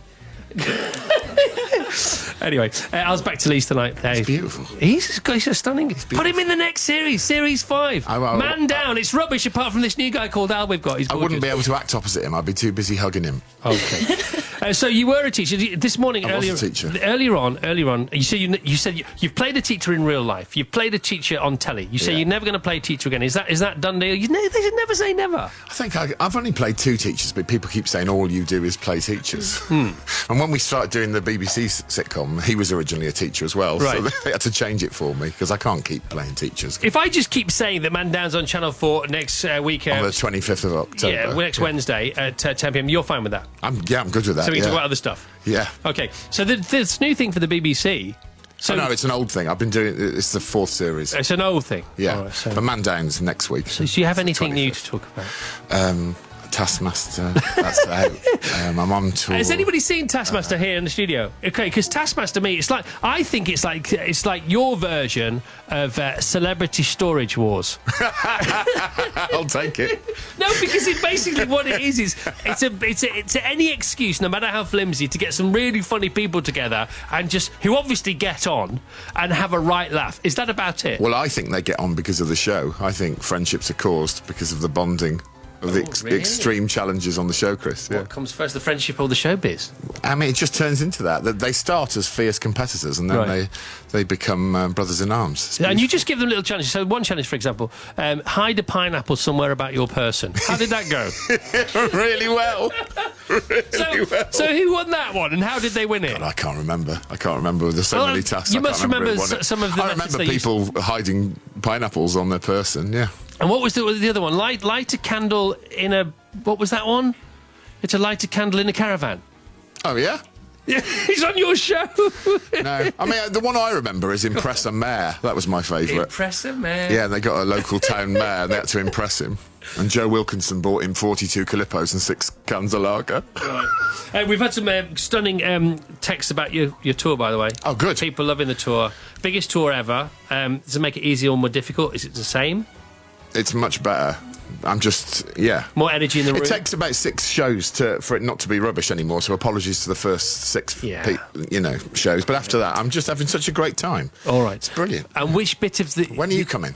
Whenever you like. Hammersmith. Okay. Oh, by the way, 4 nights at Hammersmith, is it? You know it. All sold out? And they are sold out. So I've checked. Well, how do I get in then? Well, I'll see you right. Half price back door for you. Fine with that. Which bits of the set have got better and have any disappeared? Yeah, they have. Come on, tell us what's disappeared. Yeah, there's a whole what was routine, rubbish? There's a whole routine disappeared about a medieval king that I did for 5 shows. You went with it for 5? Yeah, with 5 shows, and then after the 5th show, my support act Barry went, "Yeah, they're not buying this medieval king bit, mate." And how did you feel about that? Did you know that already? I was glad to get rid of the medieval king. He was a weight round my neck. So what was wrong with him? He wasn't funny. No, but which bits weren't funny? The whole thing. It was ill-conceived and badly performed. But also, but I think it managed to sustain 5 nights. I mean, that's how good you are with some of your rubbish material. No, but seriously, because you are so good and so likeable and so affable, and people just want to spend time with you. They don't mind if some of it's rubbish. I think they did mind during that. During that 2 minutes, they went, "Nah, we're not having this." How was it? Generally, the lack of laughter. Yeah. Is that the first? Is that the first sign? I don't know. I've no idea. And so I'll tell you what it was based on. See, I think it's fun. I'm going to tell you. This is amazing. I've told you about a bit of material I've got rid of, and now I'm going to tell you it on radio. Good. But I think it's quite funny that I got asked on a show I was on to sign a script for a friend of someone on the cast who was really poorly. Yes. And we'd all written, get well soon. Yes. And someone on the cast hadn't got the message it was for someone who was poorly. Right. So he wrote, "Have a good 'un, LOL." No, see, I was right to get rid of it. Yeah. No, it's not the strongest. It's gone. Who's a medieval king? I'm lost. Oh, then I turned it into Good point, Sharon. And I the turned it into a chainmail. medieval story. Don't make me say it. I wish I hadn't brought it up. I've got rid of it. The rest of the show's amazing, I promise. How do you leap the Rubicon, which is definitely deaf silence for a start, Yeah. to medieval king from have a good and LOL, which is the least medieval thing I can imagine anybody saying. Well, that's the point. I did a medieval story that ended in "Have a good 'un, LOL." See, now that's all right. I think it's funny, right? That's all right, isn't it? Yeah. Maybe it's just the setup that wasn't great. Maybe. Maybe I'll bring it back in, Chris. I'm feeling more So confident about the what's- material now I've said it on Radio 1 in front of the cause. Radio 1? 2. LOL. Have a bad 'un, Greg. Go to hell. Have a good one. Not LOL. Oh, I tell you what. Oh, man, I've got the wrong radio station. I forgot I was on, and I'm fatter than all the cores. You're not fatter. You're just heavier. Go with that. So which bit of material was then extended to cover this gap, or was it supplanted by some new material? Yeah, the whole new bit on Well done. on Aha. New bit. Yeah. See, that's already better, isn't it? A new bit on Aha. On It is, Aha. isn't it? Yeah. Aha. Just It's gets into about a that. taxi driver I met who told me he used to be in Aha. It's a good bit. See, that's already better, isn't it? It is. That's already miles better. That's how comedy works. Just always renewing. And we'll be back after this. On Radio 2. I'm Roddy Doyle, and in the new series of Paperback Writers, I choose the songs that tell my story. If I was ever to point at a piece of music that I thought was perfect, it would be Say a Little Prayer. From my love of Aretha Franklin came a story that you may be familiar with, The Commitments. Spend some time with the world's finest storytellers. I actually play Nick Cave in the gym, which might seem like a strange choice because it's like listening not just to glorious music, but to short stories at the same time. Paperback Writers with Roddy Doyle. Stream it now at the Six Music website. All right, to keep our guests smiling, a bit of Aha!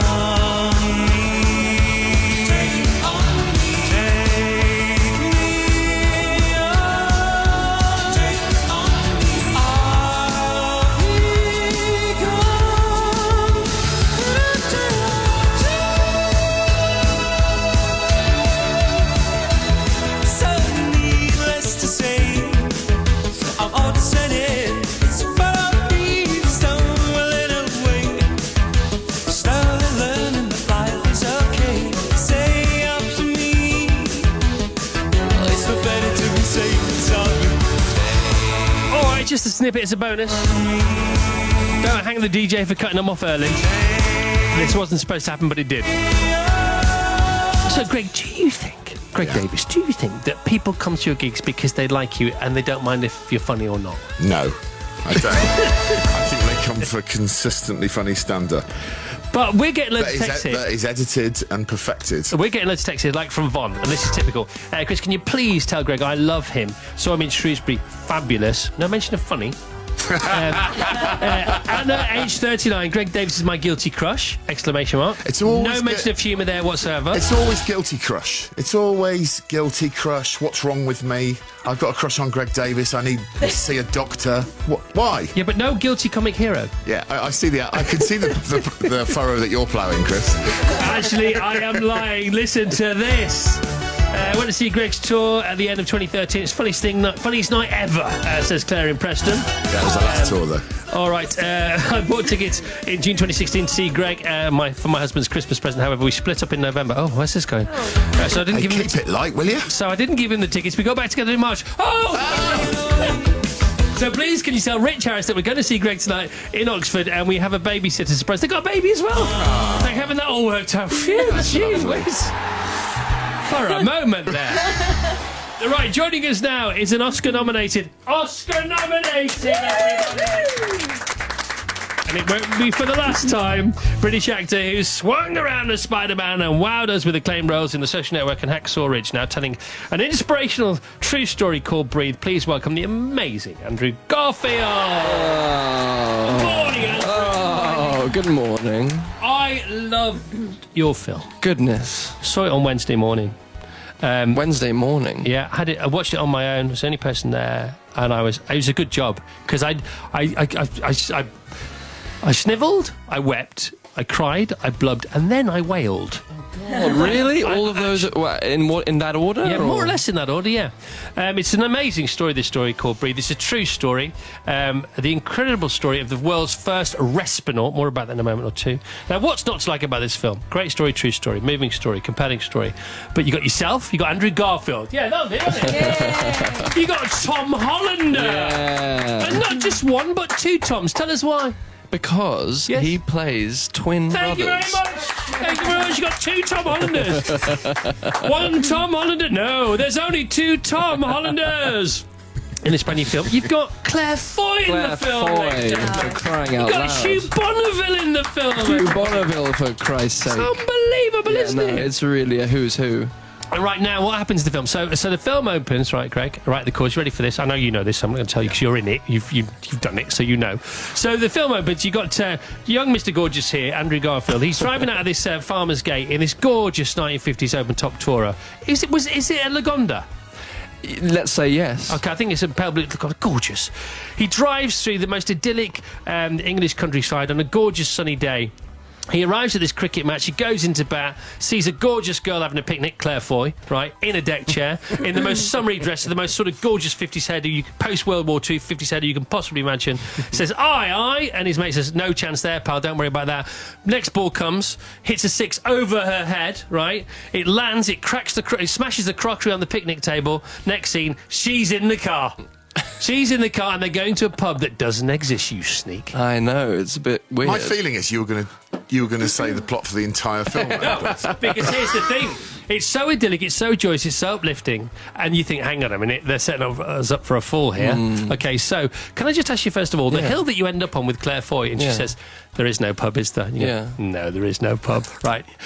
Is that the hill where, if the camera was to pan round behind where you were, would there be the Chitty Chitty Bang Bang windmill? Exactly, yeah. What is that hill? Do you know I don't even know what's that hill called? It overlooks Turville. Yeah, exactly. It's Turville. It's beautiful. So beautiful. Yeah, we got to see the most beautiful parts of England shooting this thing. And it is a beautiful story. And it does set you up for a little bit of a fall. Little bit? Yeah, I would say a little bit. But then I would also say there's a really big swooping takeoff straight after that fall as well. I would say that. No, there is. But then what happens? Another fall. So No, because you have the sports game, the cricket match, you have the love story, you fall in love, then there's a biplane, then there's Africa, then there's a tea plantation. Yeah. And then there's And then pretty there's much some difficulty. As happens in life. You're not kidding. All right, we're going to talk more properly about your film when we come back after the news, the headlines. The first live track from the course. Should be interesting. They've had no sleep. I mean, they're usually quite good. And we got some travel here. From Limbolds. Thank you. Broken down vehicles been removed from the M1. It's still very busy though as you head north past Wakefield from junction 38 at Huddersfield. Ipswich A14 eastbound, it's closed at the Orwell Bridge. There's been an accident there. M25 clockwise, that's closed by an accident. It's between junction 23, which is the A1M at South Mims, and 25, the A10 at Enfield. The queues are to 21, which is the M1. But anti-clockwise is dreadful. It's all the way back past the M11 at junction 27. And Kent, you can't get onto the M2 to travel west at junction 5, Sittingbourne. Now that means the southbound A249 is queuing from Bobbing, and it also continues to queue past the M2 on towards the M20 at Maidstone. Back with more in half an hour. Thank you very much, Lynn. 60 seconds away from the first live track from the course, and then we're back with Greg Davies and Andrew Garfield and Gerard Butler still to come.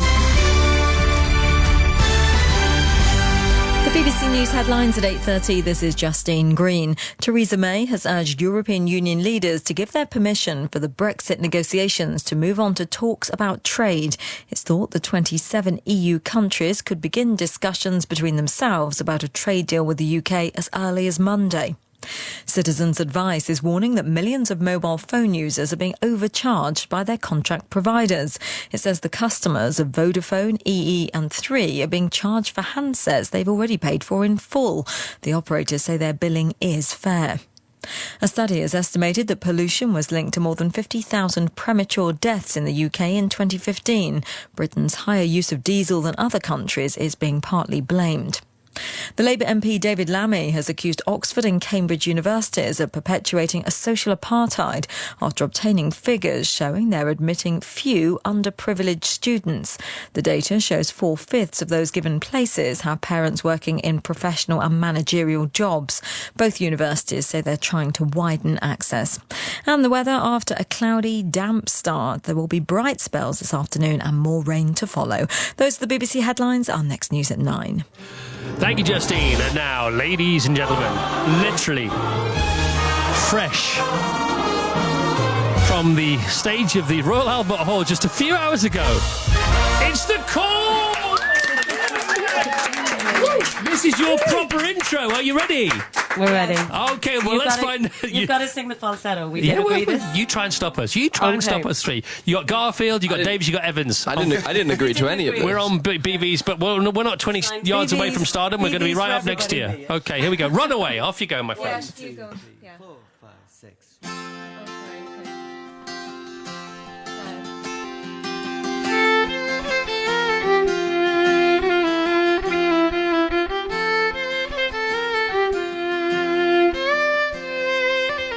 Say it's true.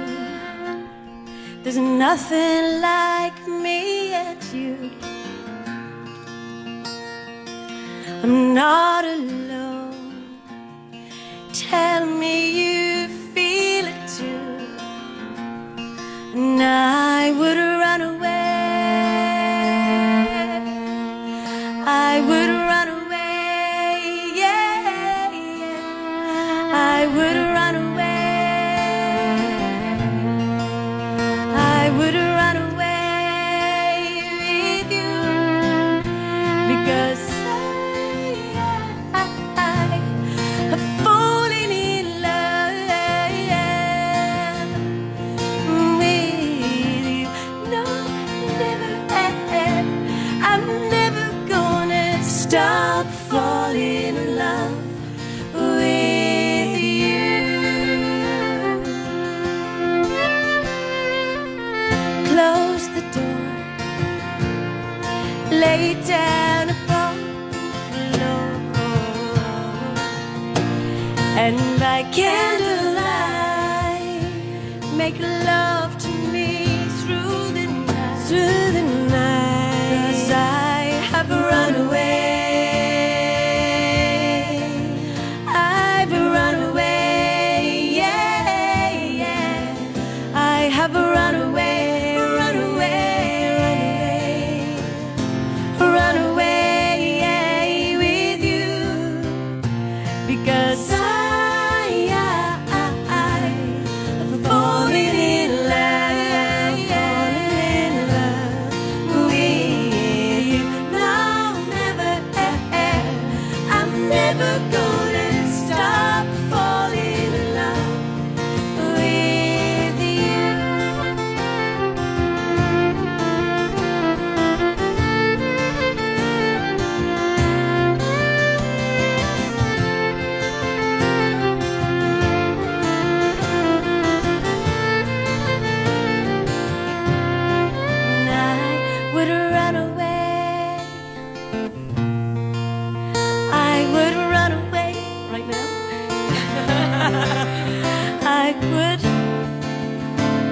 You know it.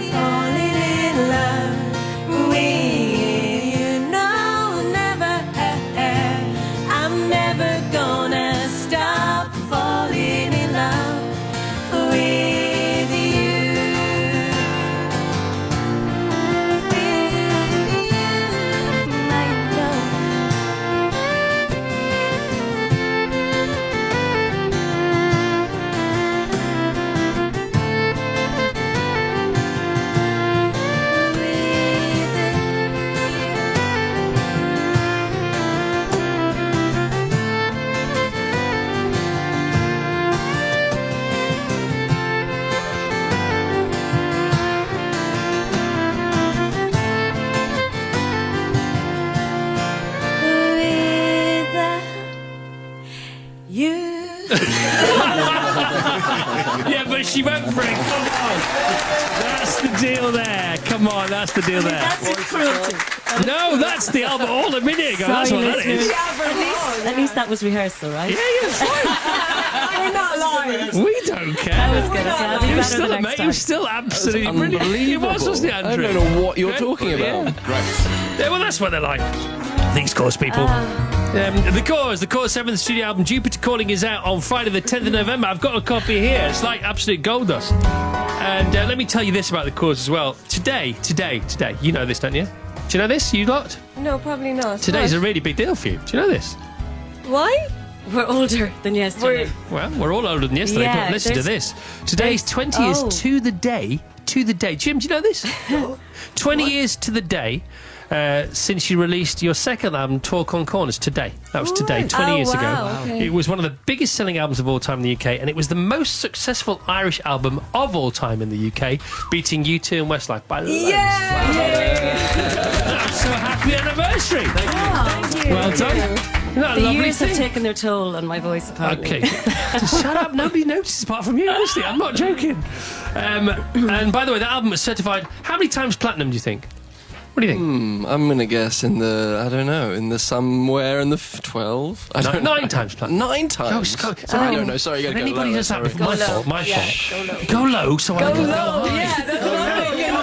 What do you mean 12 times? But I think 9 is incredible. Didn't even Pretty make great. platinum. I'd have said. What? I'd have said it didn't even make platinum. See, that's it. Exactly. Yeah, Well, no, that it would've did. Right, let's do it again. Yeah, try it one more time. So, Greg, what do you think? How many yeah, times go to platinum Greg. is that? I don't think it even came No, it close did. to platinum. No, it did. It did. It did. What do you think, Andrew? 12. Wait. Sorry, this isn't working. Right, also winners, Greg Davies this morning. Watch Greg in the 4th series of his sitcom Man Down, starting Wednesday, 20th of October, 10 p.m. Channel 4. Gerald Butler's on the way. Andrew Garfield here now talking about Breathe. Now, this film, Breathe, is all about the world's first ever Respinaut. Tell us what a Respinaut is, please, Andrew. A bit of banana in my mouth, so I'm sorry about that. Not ideal at the beginning of an interview. It's a really horrible sound to chew a Andrew banana Garfield on air. has gone rubbish on us. And he's not known for being rubbish. He's Oscar nominated. It just happened this morning. Let me ask you this question. Okay. Go on. Just when they're about to announce whether you won the Oscar or not, you didn't, obviously. Yeah, thanks for reminding me. Well, of now that. you've done the banana thing. I'm going to remind you. Did you think to put a mouthful of banana or chomp on a mouthful of banana just before then? If I had a banana, I might have taken the risk. But anyway. Future notes: don't give Andrew Garfield bananas. No, yeah, it was a bad idea. You can have them on the way out, but he can't have them on the way in. Yeah. Like Treat me like a child. Right. What's a Respinaut? A Respinaut is it sounds like the word astronaut, doesn't it? But it's not astronaut. But it's similar in the sense that someone who's living on a ventilator, someone who can't breathe for themselves, who has to be supported from an external respirator or a ventilator.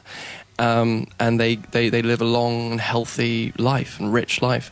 And Robin Cavendish, the person that I play, was the first Respinaut who ventured outside the hospital walls in a time where people who were living on ventilators weren't allowed. It was it wasn't against the law, but it was not recommended. It was kind of a death sentence. Well, yeah, they say before you make it to the van or the car or whatever's taking you home, you'll be dead. Yeah, exactly. Simple as that. Mm-hmm. And Robin didn't want to do this. Robin did want to die. He didn't want to see his wife even anymore, did he? That was his first reaction to getting polio when he was 28. He had about a year and a half of depression, because he was a great loss. He was a very athletic man. He lost his body. Individual. Very upbeat, extroverted, gregarious, loved people, loved life.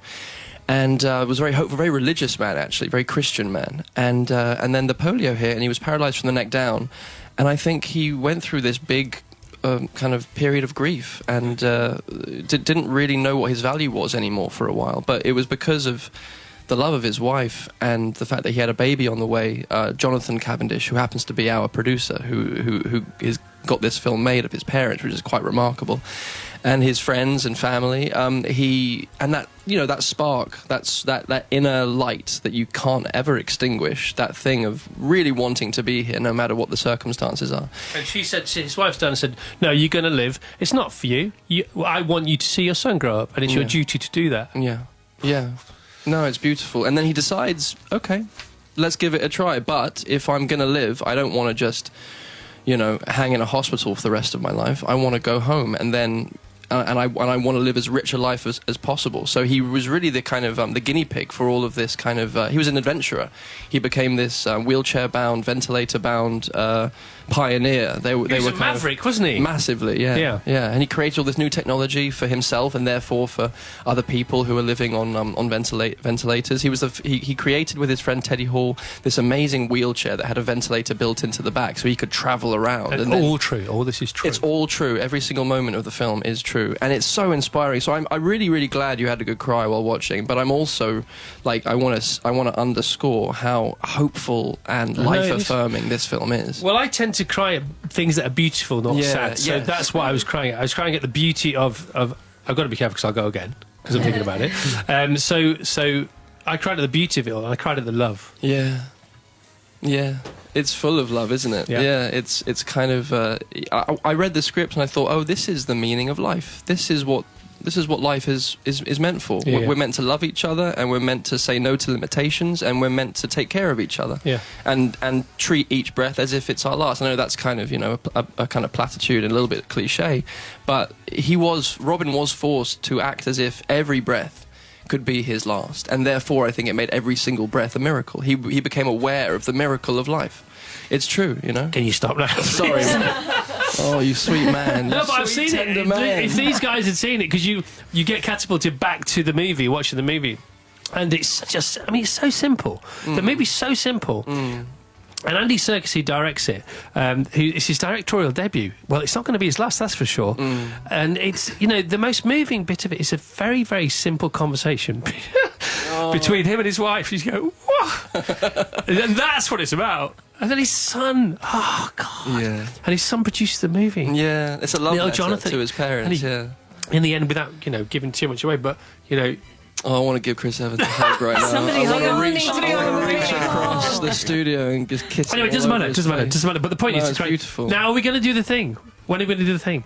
We'll do after we're going to play a record. Then we're going to do something to do with your film that you don't know about. All right, wonderful. Okay, and here's a song. Are there any tissues anyway? It's not a bad advert for your film, is it? Really? Sweet.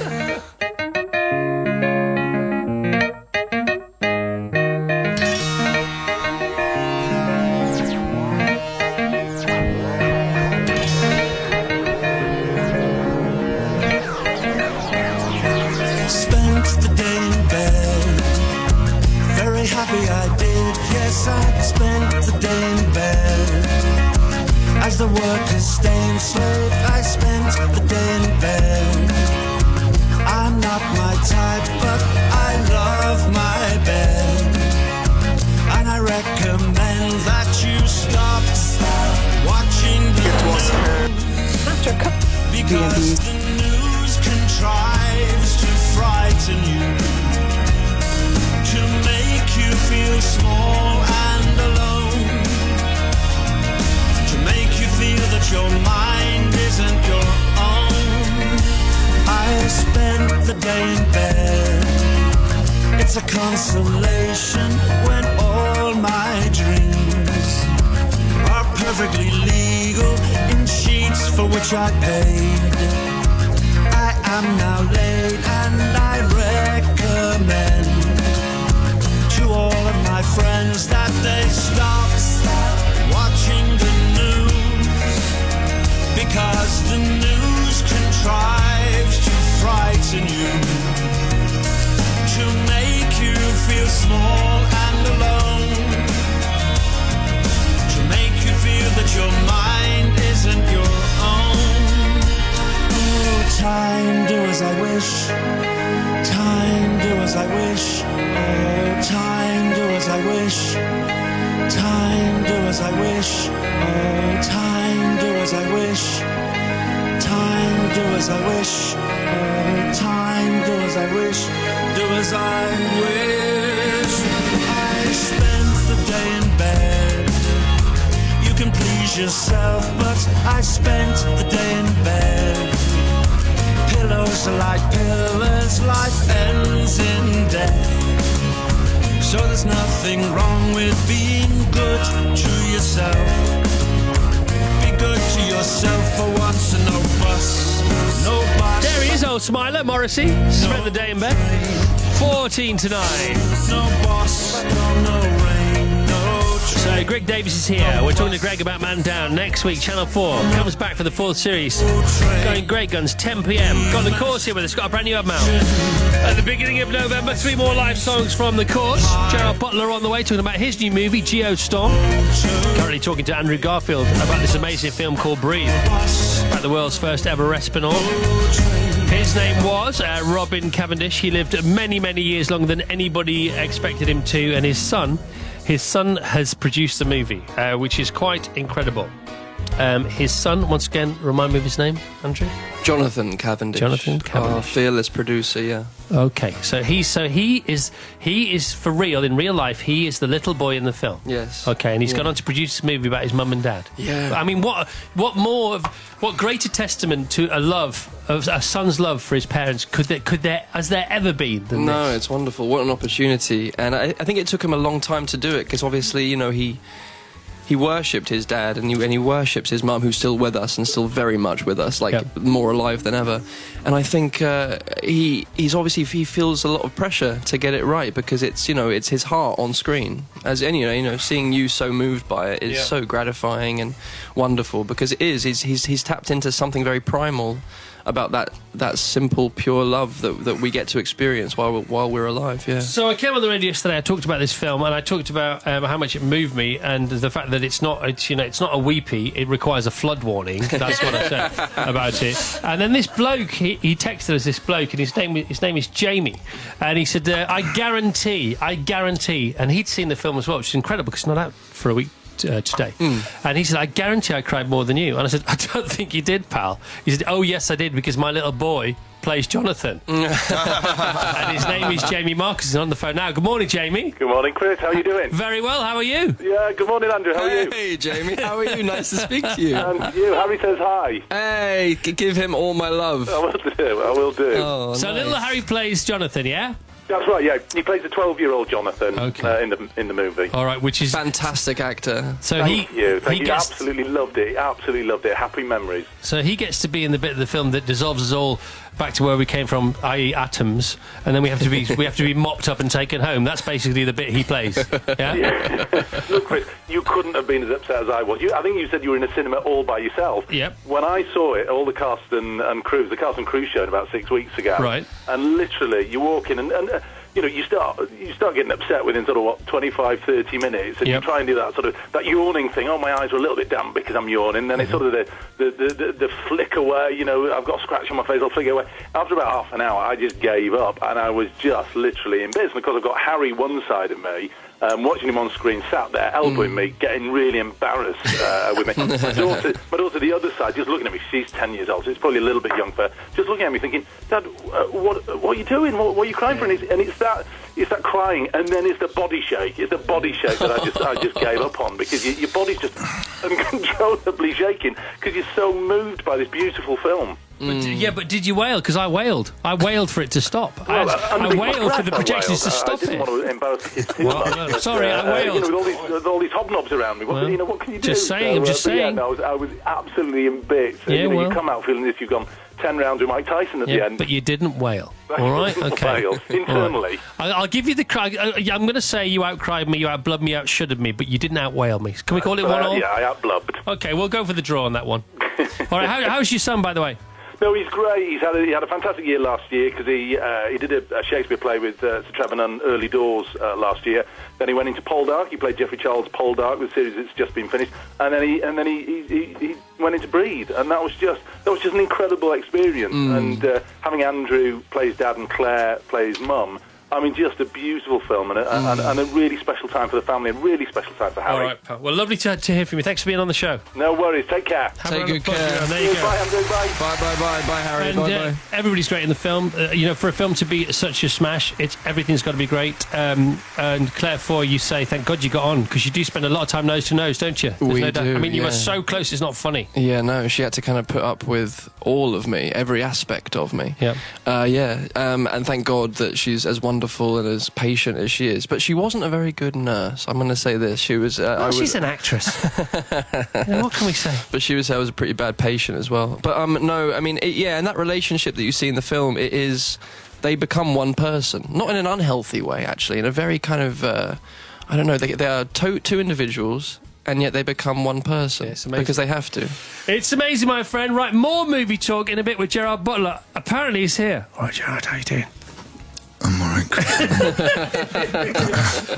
I'm crying after that. I'm wailing. Oh my God, I need to see this movie. If you want to wail, I'm your guy. Okay. We'll have a song from the chorus, and we're going to talk to Gerard Butler about his extravaganza, which is about to hit the movie screens. All right, what's next, Jim? What are you going to play next for us? We're going to do SOS. Okay, brand new from the brand new album. Brand new single. Track 6. My favourite track on the album. There you go.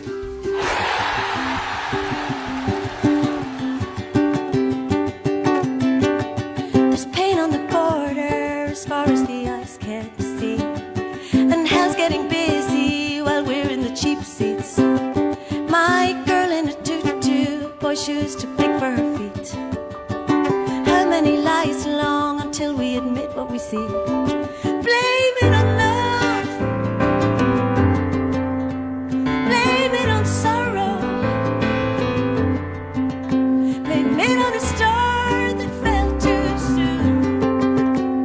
Jupiter calling, can you hear them cry? SOS, someone help. SOS, someone help.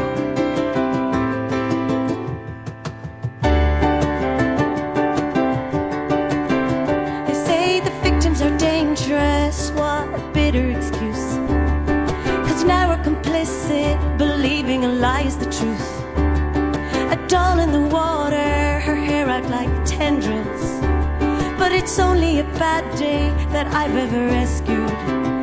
Blame it on love, blame it on sorrow, blame it on a star that fell too soon. Jupiter calling, can you hear the cry? SOS, someone help. SOS,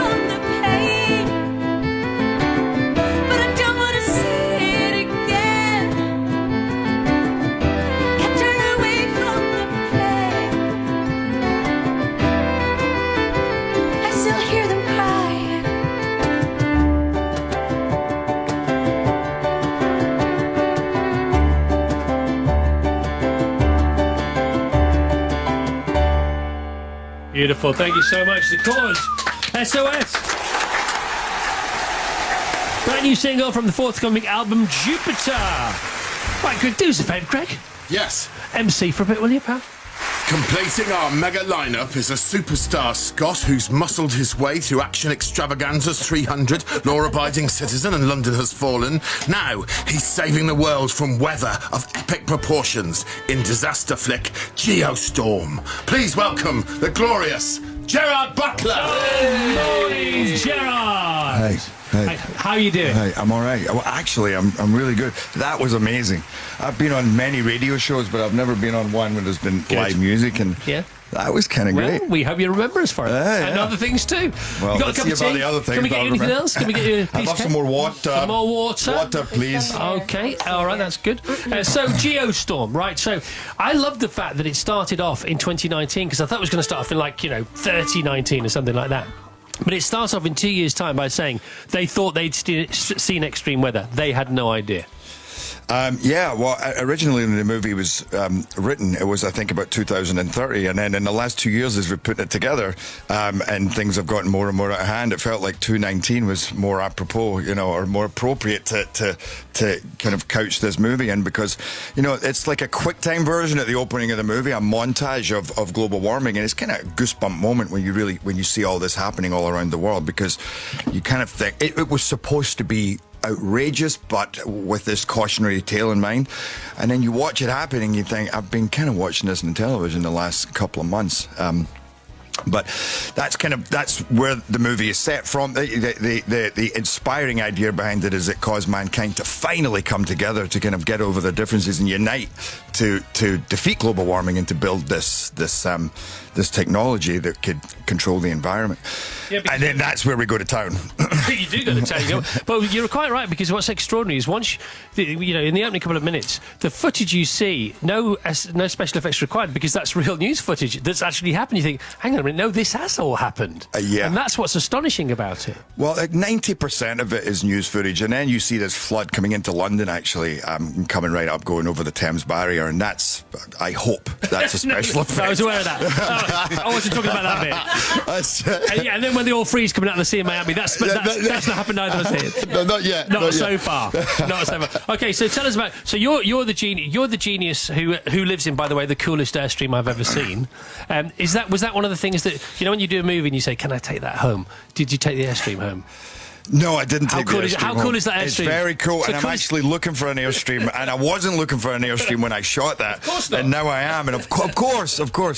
I did take a G150 home I just played this undercover cop in this heist movie in LA, and I took the G150 home from that. It's the only car I've ever taken from a movie, but I wish I'd taken the Airstream, because that was very cool. But it was also cool where it was, by the side of a lake in Florida, although even that's kind of, with this climate migration, even that's out of bounds now. If a space station was made of Airstreams, it would look like that. It was like it was a reflection of the space station, wasn't it? In Airstream form. Yeah. All right, so you play this genius, and he invents something called Dutch Boy. Tell us what Dutch Boy is.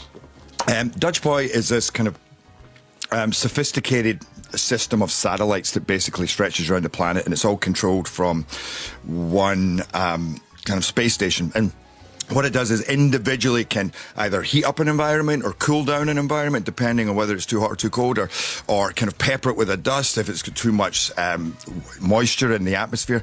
So basically that's what it is. It allows mankind to control the weather and stop it from... Which we're sort of already doing, aren't we, in places? Because can't the Russians stop the rain and the Chinese... Don't they do that for certain sporting events? Have you been raging the internet again, mate? No. They cloud bust, don't they? You can cloud bust. If Really? you've got a major event... The Chinese and Russians have been doing this for ages now. And if you've got a major event, you don't want it to rain, you can bust the rain clouds. Well, that's actually, I didn't know that, but I do know that, when our director took this, he basically laid it out in front of NASA and said, is this crazy? Is this crazy, stretching a net around the planet and putting these satellites, 2,400 satellites around the planet? And the guys at NASA said, it's not as crazy as you think. And they pulled out a couple of projects that they've been working on that aren't going to happen tomorrow, but maybe somewhere in the future where our environments would be controlled by satellites. So, but at the same time, it is pushing it. It is pushing it. But the question is, if it's pushing it, then, and we know it's not a place that we can really get to in the near future, then what are we doing? No, I know. You know? Well, you know. Those sci-fi buds, they're often very prescient, aren't they? That's the whole point of it all. Yeah. And it's very Elon Musk. Have you ever met Elon Musk? I've never met Elon Musk, no. Because he's got a factory. Because you've got this whole, you've got this sort of shuttle depot, aren't you? Like a bus depot, but full of space shuttles, and it's so brilliant. I mean, that is fantastic. Yeah.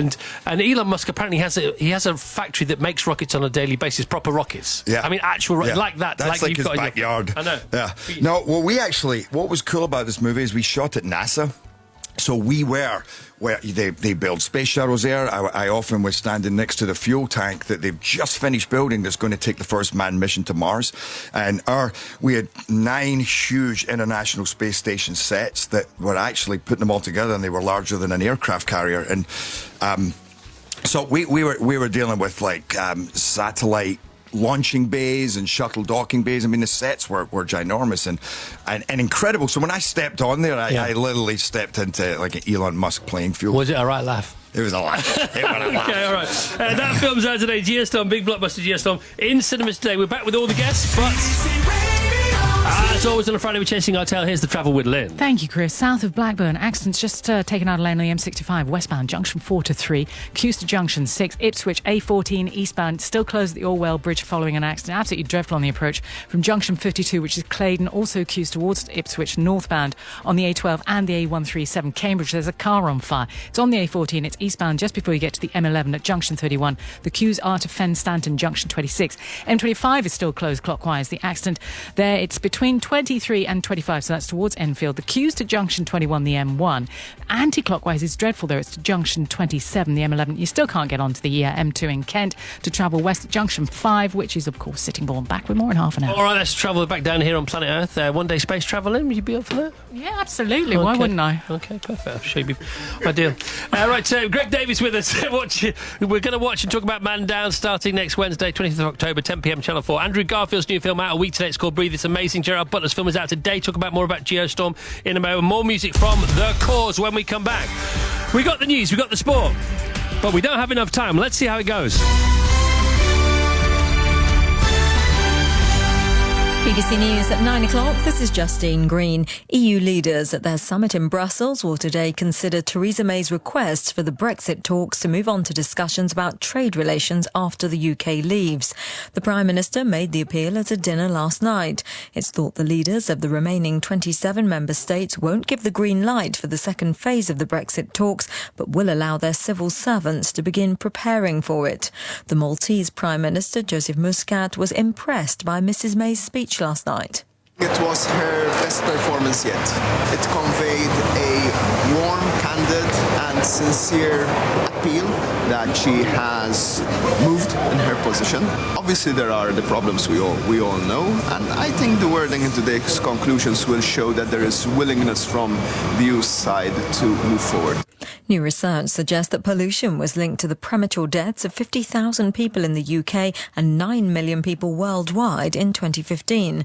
The report, published in the Lancet Medical Journal, looked at the effect of man-made chemicals on people with illnesses such as heart disease and stroke.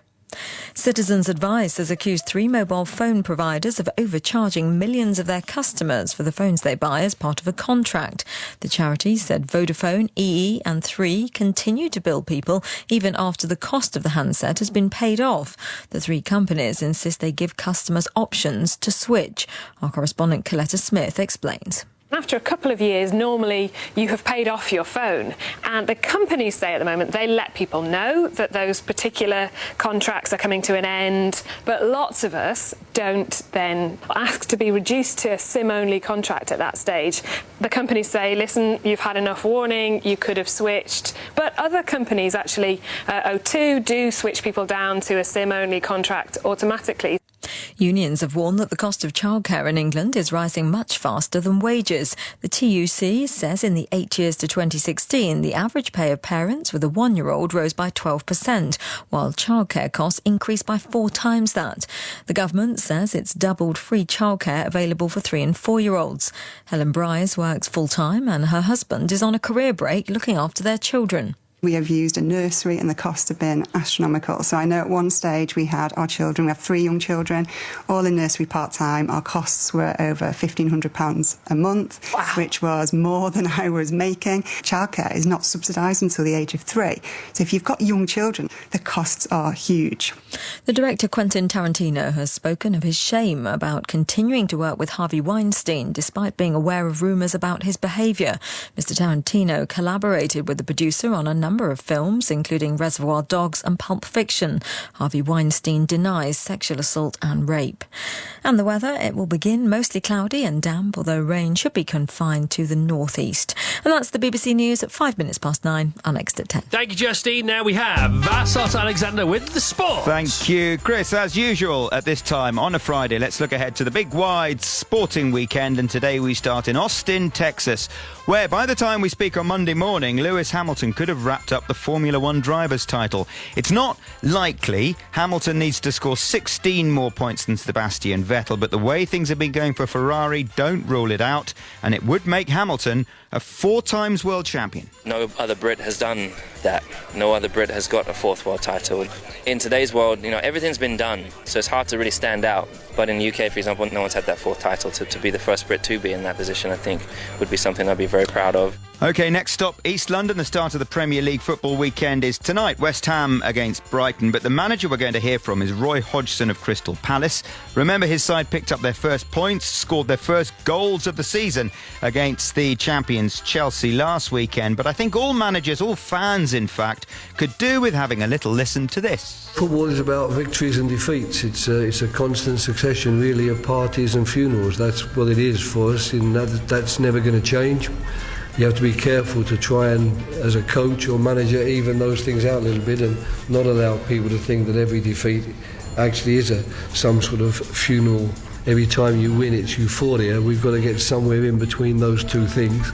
Also this weekend, the start of the Women's Ashes Tour with the first one-dayer between Australia and the world champions England in Brisbane, where interest is huge. The Women's Big Bash has massively bumped the profile of the players and the profile of the sport for women. The fact that we're going into a series now against England, that hypes it a little bit more. That's local reporter Melinda Farrell. Rugby Union Champions Cup starts tonight, Scarlet's Bath. Snooker, it's the English Open in Barnsley, and racing's Champions Day is tomorrow at Ascot. Thank you, Vassos. Thank you, Chris. Online, on digital radio, and on 88 to 91 FM. BBC Radio 2. All right, next we have questions from our guest to our guests.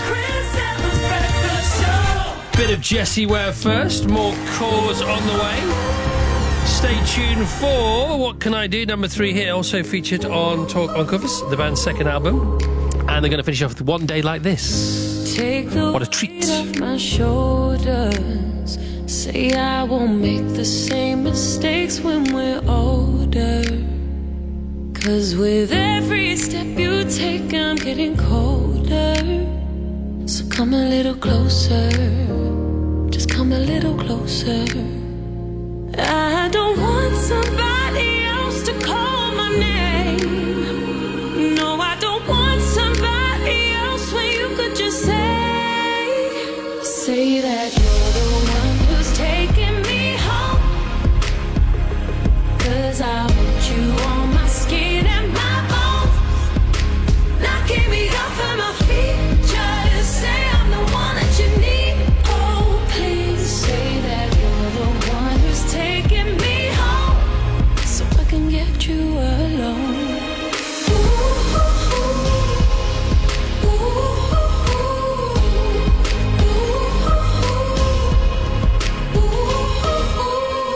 Just wanna talk a little longer. So baby, don't you wanna stay a little later? 'Cause I could watch me forever. 'Cause I know you better, and you know I never need somebody else to call my name. No, I don't want somebody else when you could just say that you're the one who's taking me home. 'Cause I want you on my skin and my bones.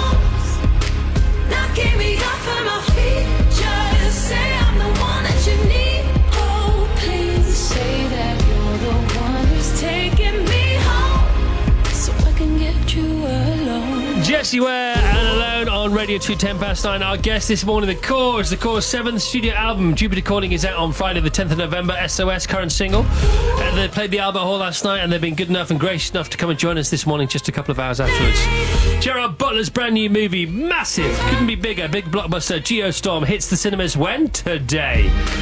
Just in time for half term. Andrew Garfield's here. Andrew's new film Breathe is released a week today. That's on Friday the 27th of October. Greg Davis is here. Watch Greg in the 4th series of his sitcom Man Down, starting Wednesday the 25th of October. That's next Wednesday 10 p.m. on Channel 4. Now, my favourite bit of the show, questions from the guest to the guest. So, Andrew Garfield, do you want to go first? Yeah, I have a question for Greg.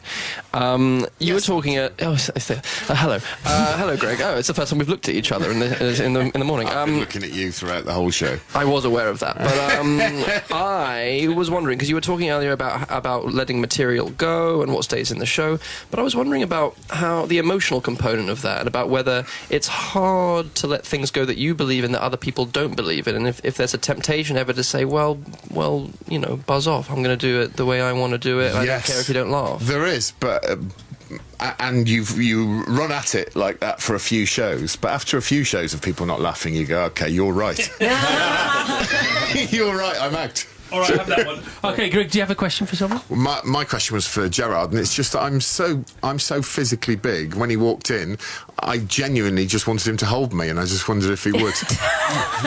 In what way? Just a gentle hug. Oh, so not. I mean, if he could, I'd have him put me in a papoose, Chris, but I don't think that's possible. Right, but not like walking you across the threshold or anything like that. No, just a gentle, manly that hug. would be a sight. Me carrying you across the threshold. Maybe you could. You're quite a strong bloke, though, aren't you, Gerard? It's got to be said. Well, I thought I was until I walked in and met Greg. Well, he's just big. I'm not exactly. There's a big difference. There's no muscle here. He reminds me. I went to Iceland once to make a Viking movie, and I thought I was going to go and show them who was the big man. And this guy came out, was like the size of Greg, walked over at the airport when I arrived, and he just hugged me. And he was my assistant that I just met, and he hugged me, and I literally right into his chest, and I quickly realised, okay, that's what I want. That's what I'm talking about. You're looking for. I just want someone to make me feel small for once. Is that too much to ask? You need to go to Iceland. I'm gonna meet my buddy Hallie. Yeah. Give him my number. That was quite friendly, wasn't it? First time you've ever met, you know, to just hug you and embrace you like that and say, "Look, I'm here for you, buddy." It's a very good start. There's not enough hugging. Terrible, is it? Yeah, it's not bad. It's not terrible. There's not enough hugging in the world. All right. Brilliant. Is that going to be in the next set? Yeah, that's in. I'll just say, it was lovely hearing about Andrew's film and the emotional content of it. And I do just want to say that in this series of Man Down, someone throws a massive chicken in my face at one point. And it's pretty upsetting. All right. That's you waiting. Okay, well, can't wait for that bit. Which episode is that in? I can't remember. All right, so, Gerard, do you have a question for someone?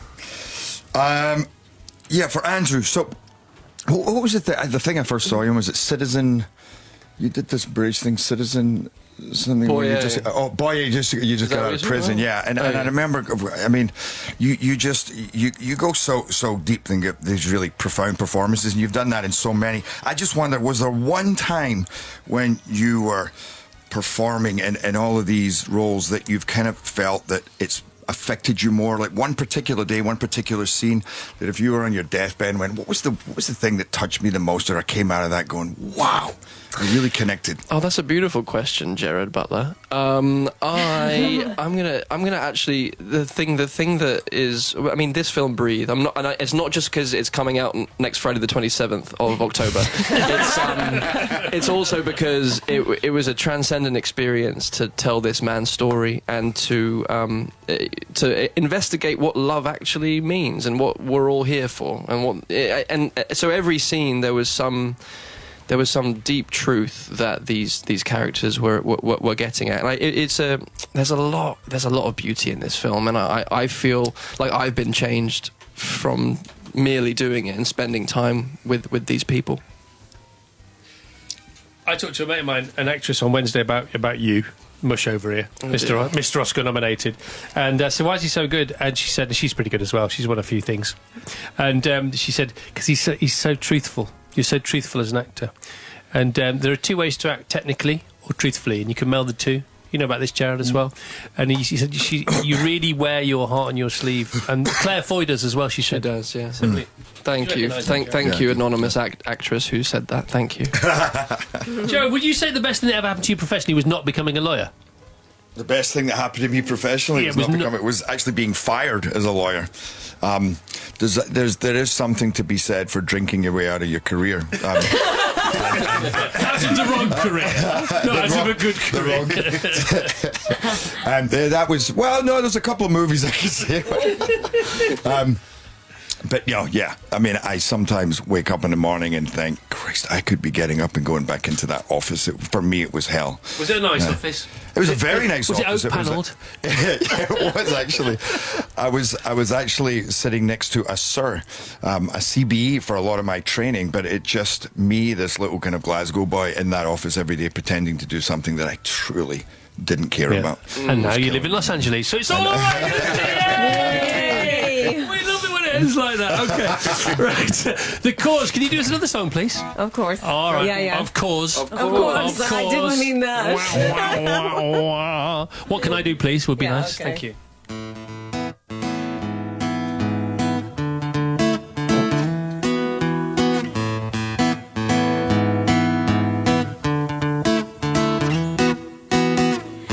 I haven't slept at all in days. It's been so long since we've talked, and I have been here many times. I just don't know what I'm doing wrong. What can I do to make you love me? What can I do to make you care? What can I say to make you feel this? What can I do to get you there? There's only so much I can take. I've just gotta let it go. And who knows, I might feel better. Yeah, if I don't try and I don't hope. What can I do to make you love me? What can I do to make you care? What can I say to make you feel this? What can I do to get you there? No more waiting, no more aching.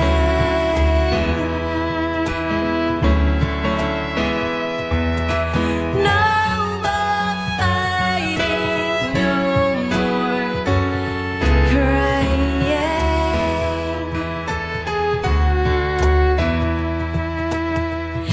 Maybe there's nothing more to say. And in a funny way, because the power is not mine, I'm just gonna let it fly. What can I do to make you love me? To make you love me. What can I do to make you care? To make you care. What can I say to make you feel this? To make you love me. What can I do to get you there and love me?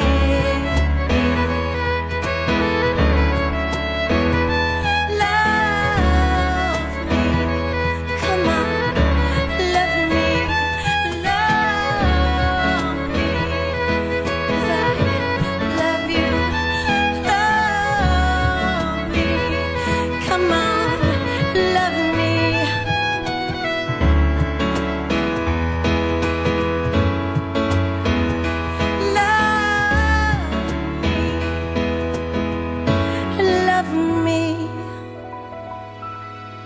Now that's shameless. That was begging. improvised. Shameless begging. All right, well done, the cause. We got a real treat. Elbows one day like these coming up from the cause before we go off the air today. It's not going to be terrible, is it? That was a heavenly combination. Okay, now, Greg, Man Down, Series 4. Yes. How long could it possibly go for? You never thought it might see Series 1. We're now on Series 4, Season 4, as I say, over the pond. 5, 6, 7 series, if you could guess. But let's imagine it is over. Let's imagine that its time has come. It's finished. And you're looking for the sequel. I've got it for you. Okay. So, Man Down, yeah, we're going with Man Down for as long as it lasts. What about this? Boy Down. There he is. Yeah. There he is. Great. Boy Down. The early years. Yeah. The prequel. Okay, Jim. Yeah. You got your boy down here. Sundown. Yes. He's on the sleep. Brandon, what's he doing asleep. there? He's asleep. Is he asleep? No, he's not. Look at his little face. It was because it was such a beautiful lullaby. And the fact he was up till midnight at the Albert Hall last night with you lot. Yeah. All right, okay, moving on. We've got Pause for Thought. We've got the Reverend Richard Coles. And then... Please stand by for roll something call. very special. Graham Norton. Here. I mean, Graham Norton is go. Trevor Nelson. Ready? Dermot O'Leary.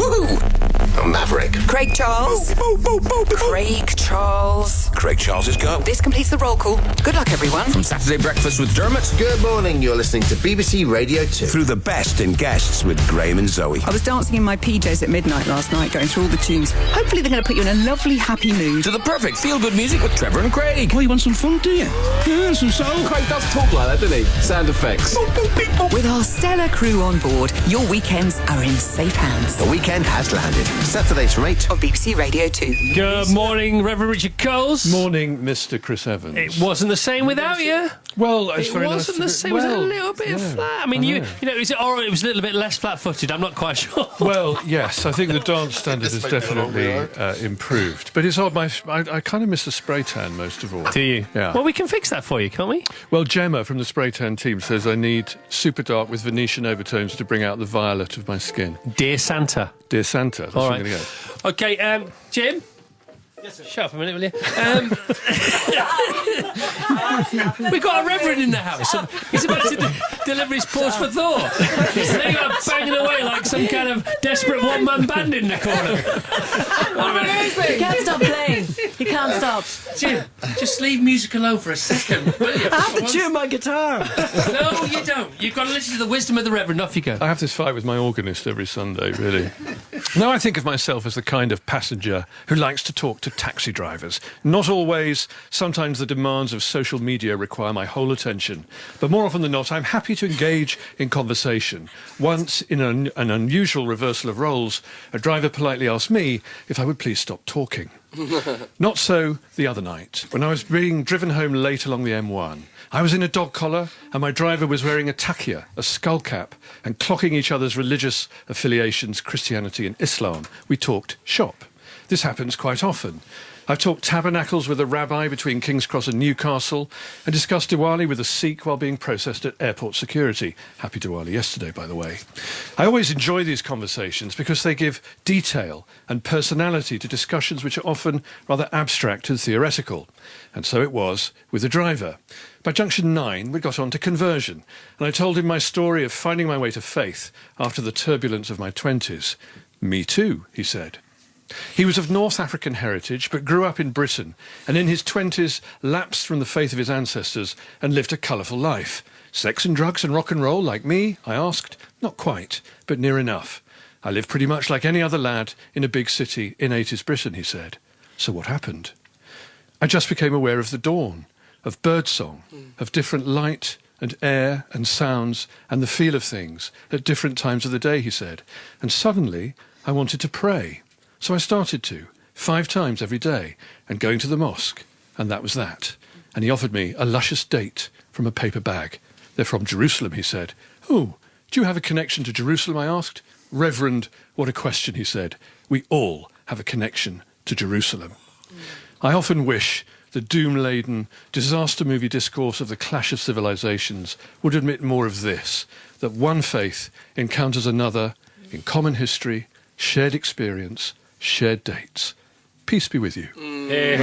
Come on, let's do it for the Reverend. Well said, Richard. And now here's Lynn with the travel. Near Blackburn, we've got an accident on the M65 westbound junction 43, queues back to junction 6. Ipswich, dreadful. The A14 is still closed eastbound at the Orwell Bridge. Now the queues are back along the A14 to 51, which is Needham Market. Queues also northbound towards Ipswich on the A12 and the A137. M25 still closed. The accident between junction 23 and 25, queues to junction 21. The M1. Also, there's an anti-clockwise delay because at junction 27, the M11, there's a breakdown. Back with more in 20 minutes. Thank you so much, Lynn. What a lovely show today. I could feel it in my water, and thank heaven. I hope you agree. We weren't wrong here today, were we? What a lovely guest this morning. First of all, joining us, we had Greg Davis. Andrew Garfield, what is Greg Davis up to, please? Greg Davis? Let me just check. Greg, what are you up to? Greg Davis. Well, you can watch Greg in the 4th series of his sitcom, Man Down, starting Wednesday, the 25th of October at 10 p.m. on Channel 4. Thank you, Greg.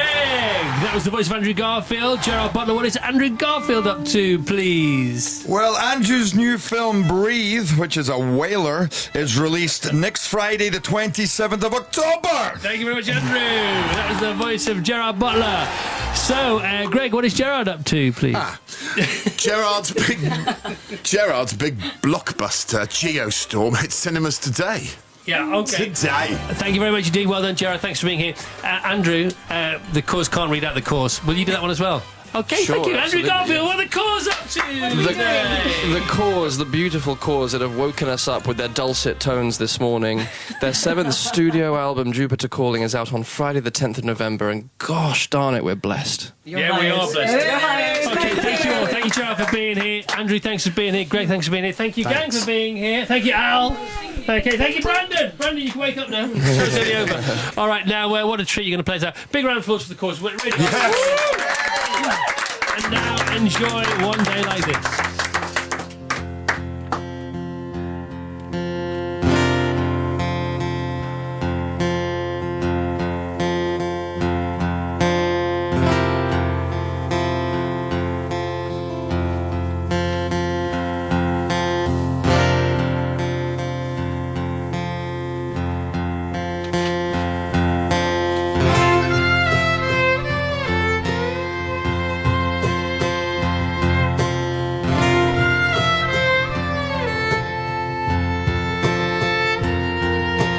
Drinking in the morning sun, blinking in the morning sun, shaking off a heavy one. Yeah, heavy like a loaded gun. What made me behave that way? Using words I'd never say. I can only think it must be love. Oh, anyway, it's looking like a beautiful day.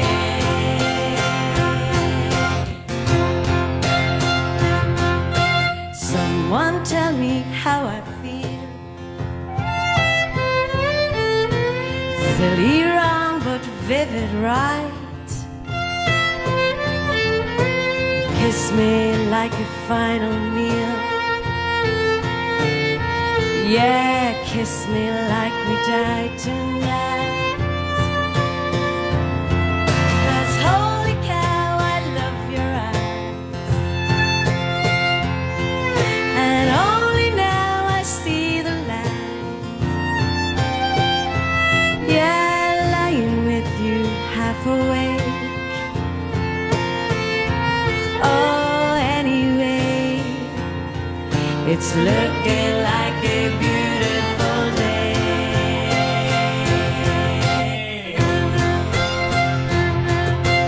When my face is chamois creased, if you think I winked, I did. Laugh politely at repeats. Oh, kiss me when my lips are thin.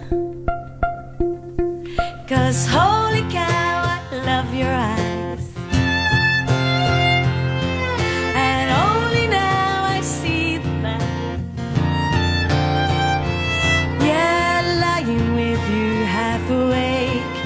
stumbling over what to say.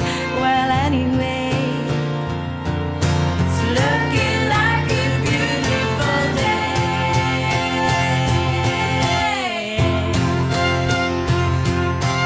Draw those curtains wide.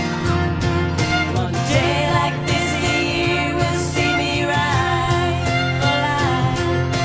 Throw those curtains wide. One day like this, the year will see me right for life. Yeah, holy cow, I love your eyes. And only nights throw those curtains wide. One day like this, the year will see me right for life.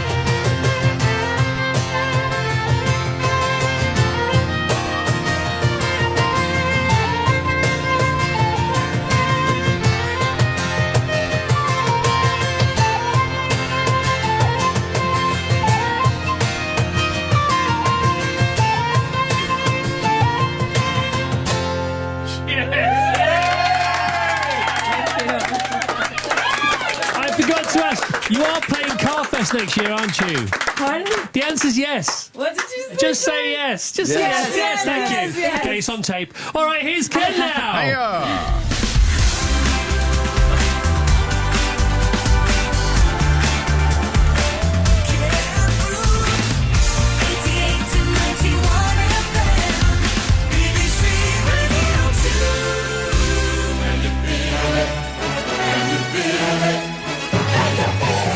Yes,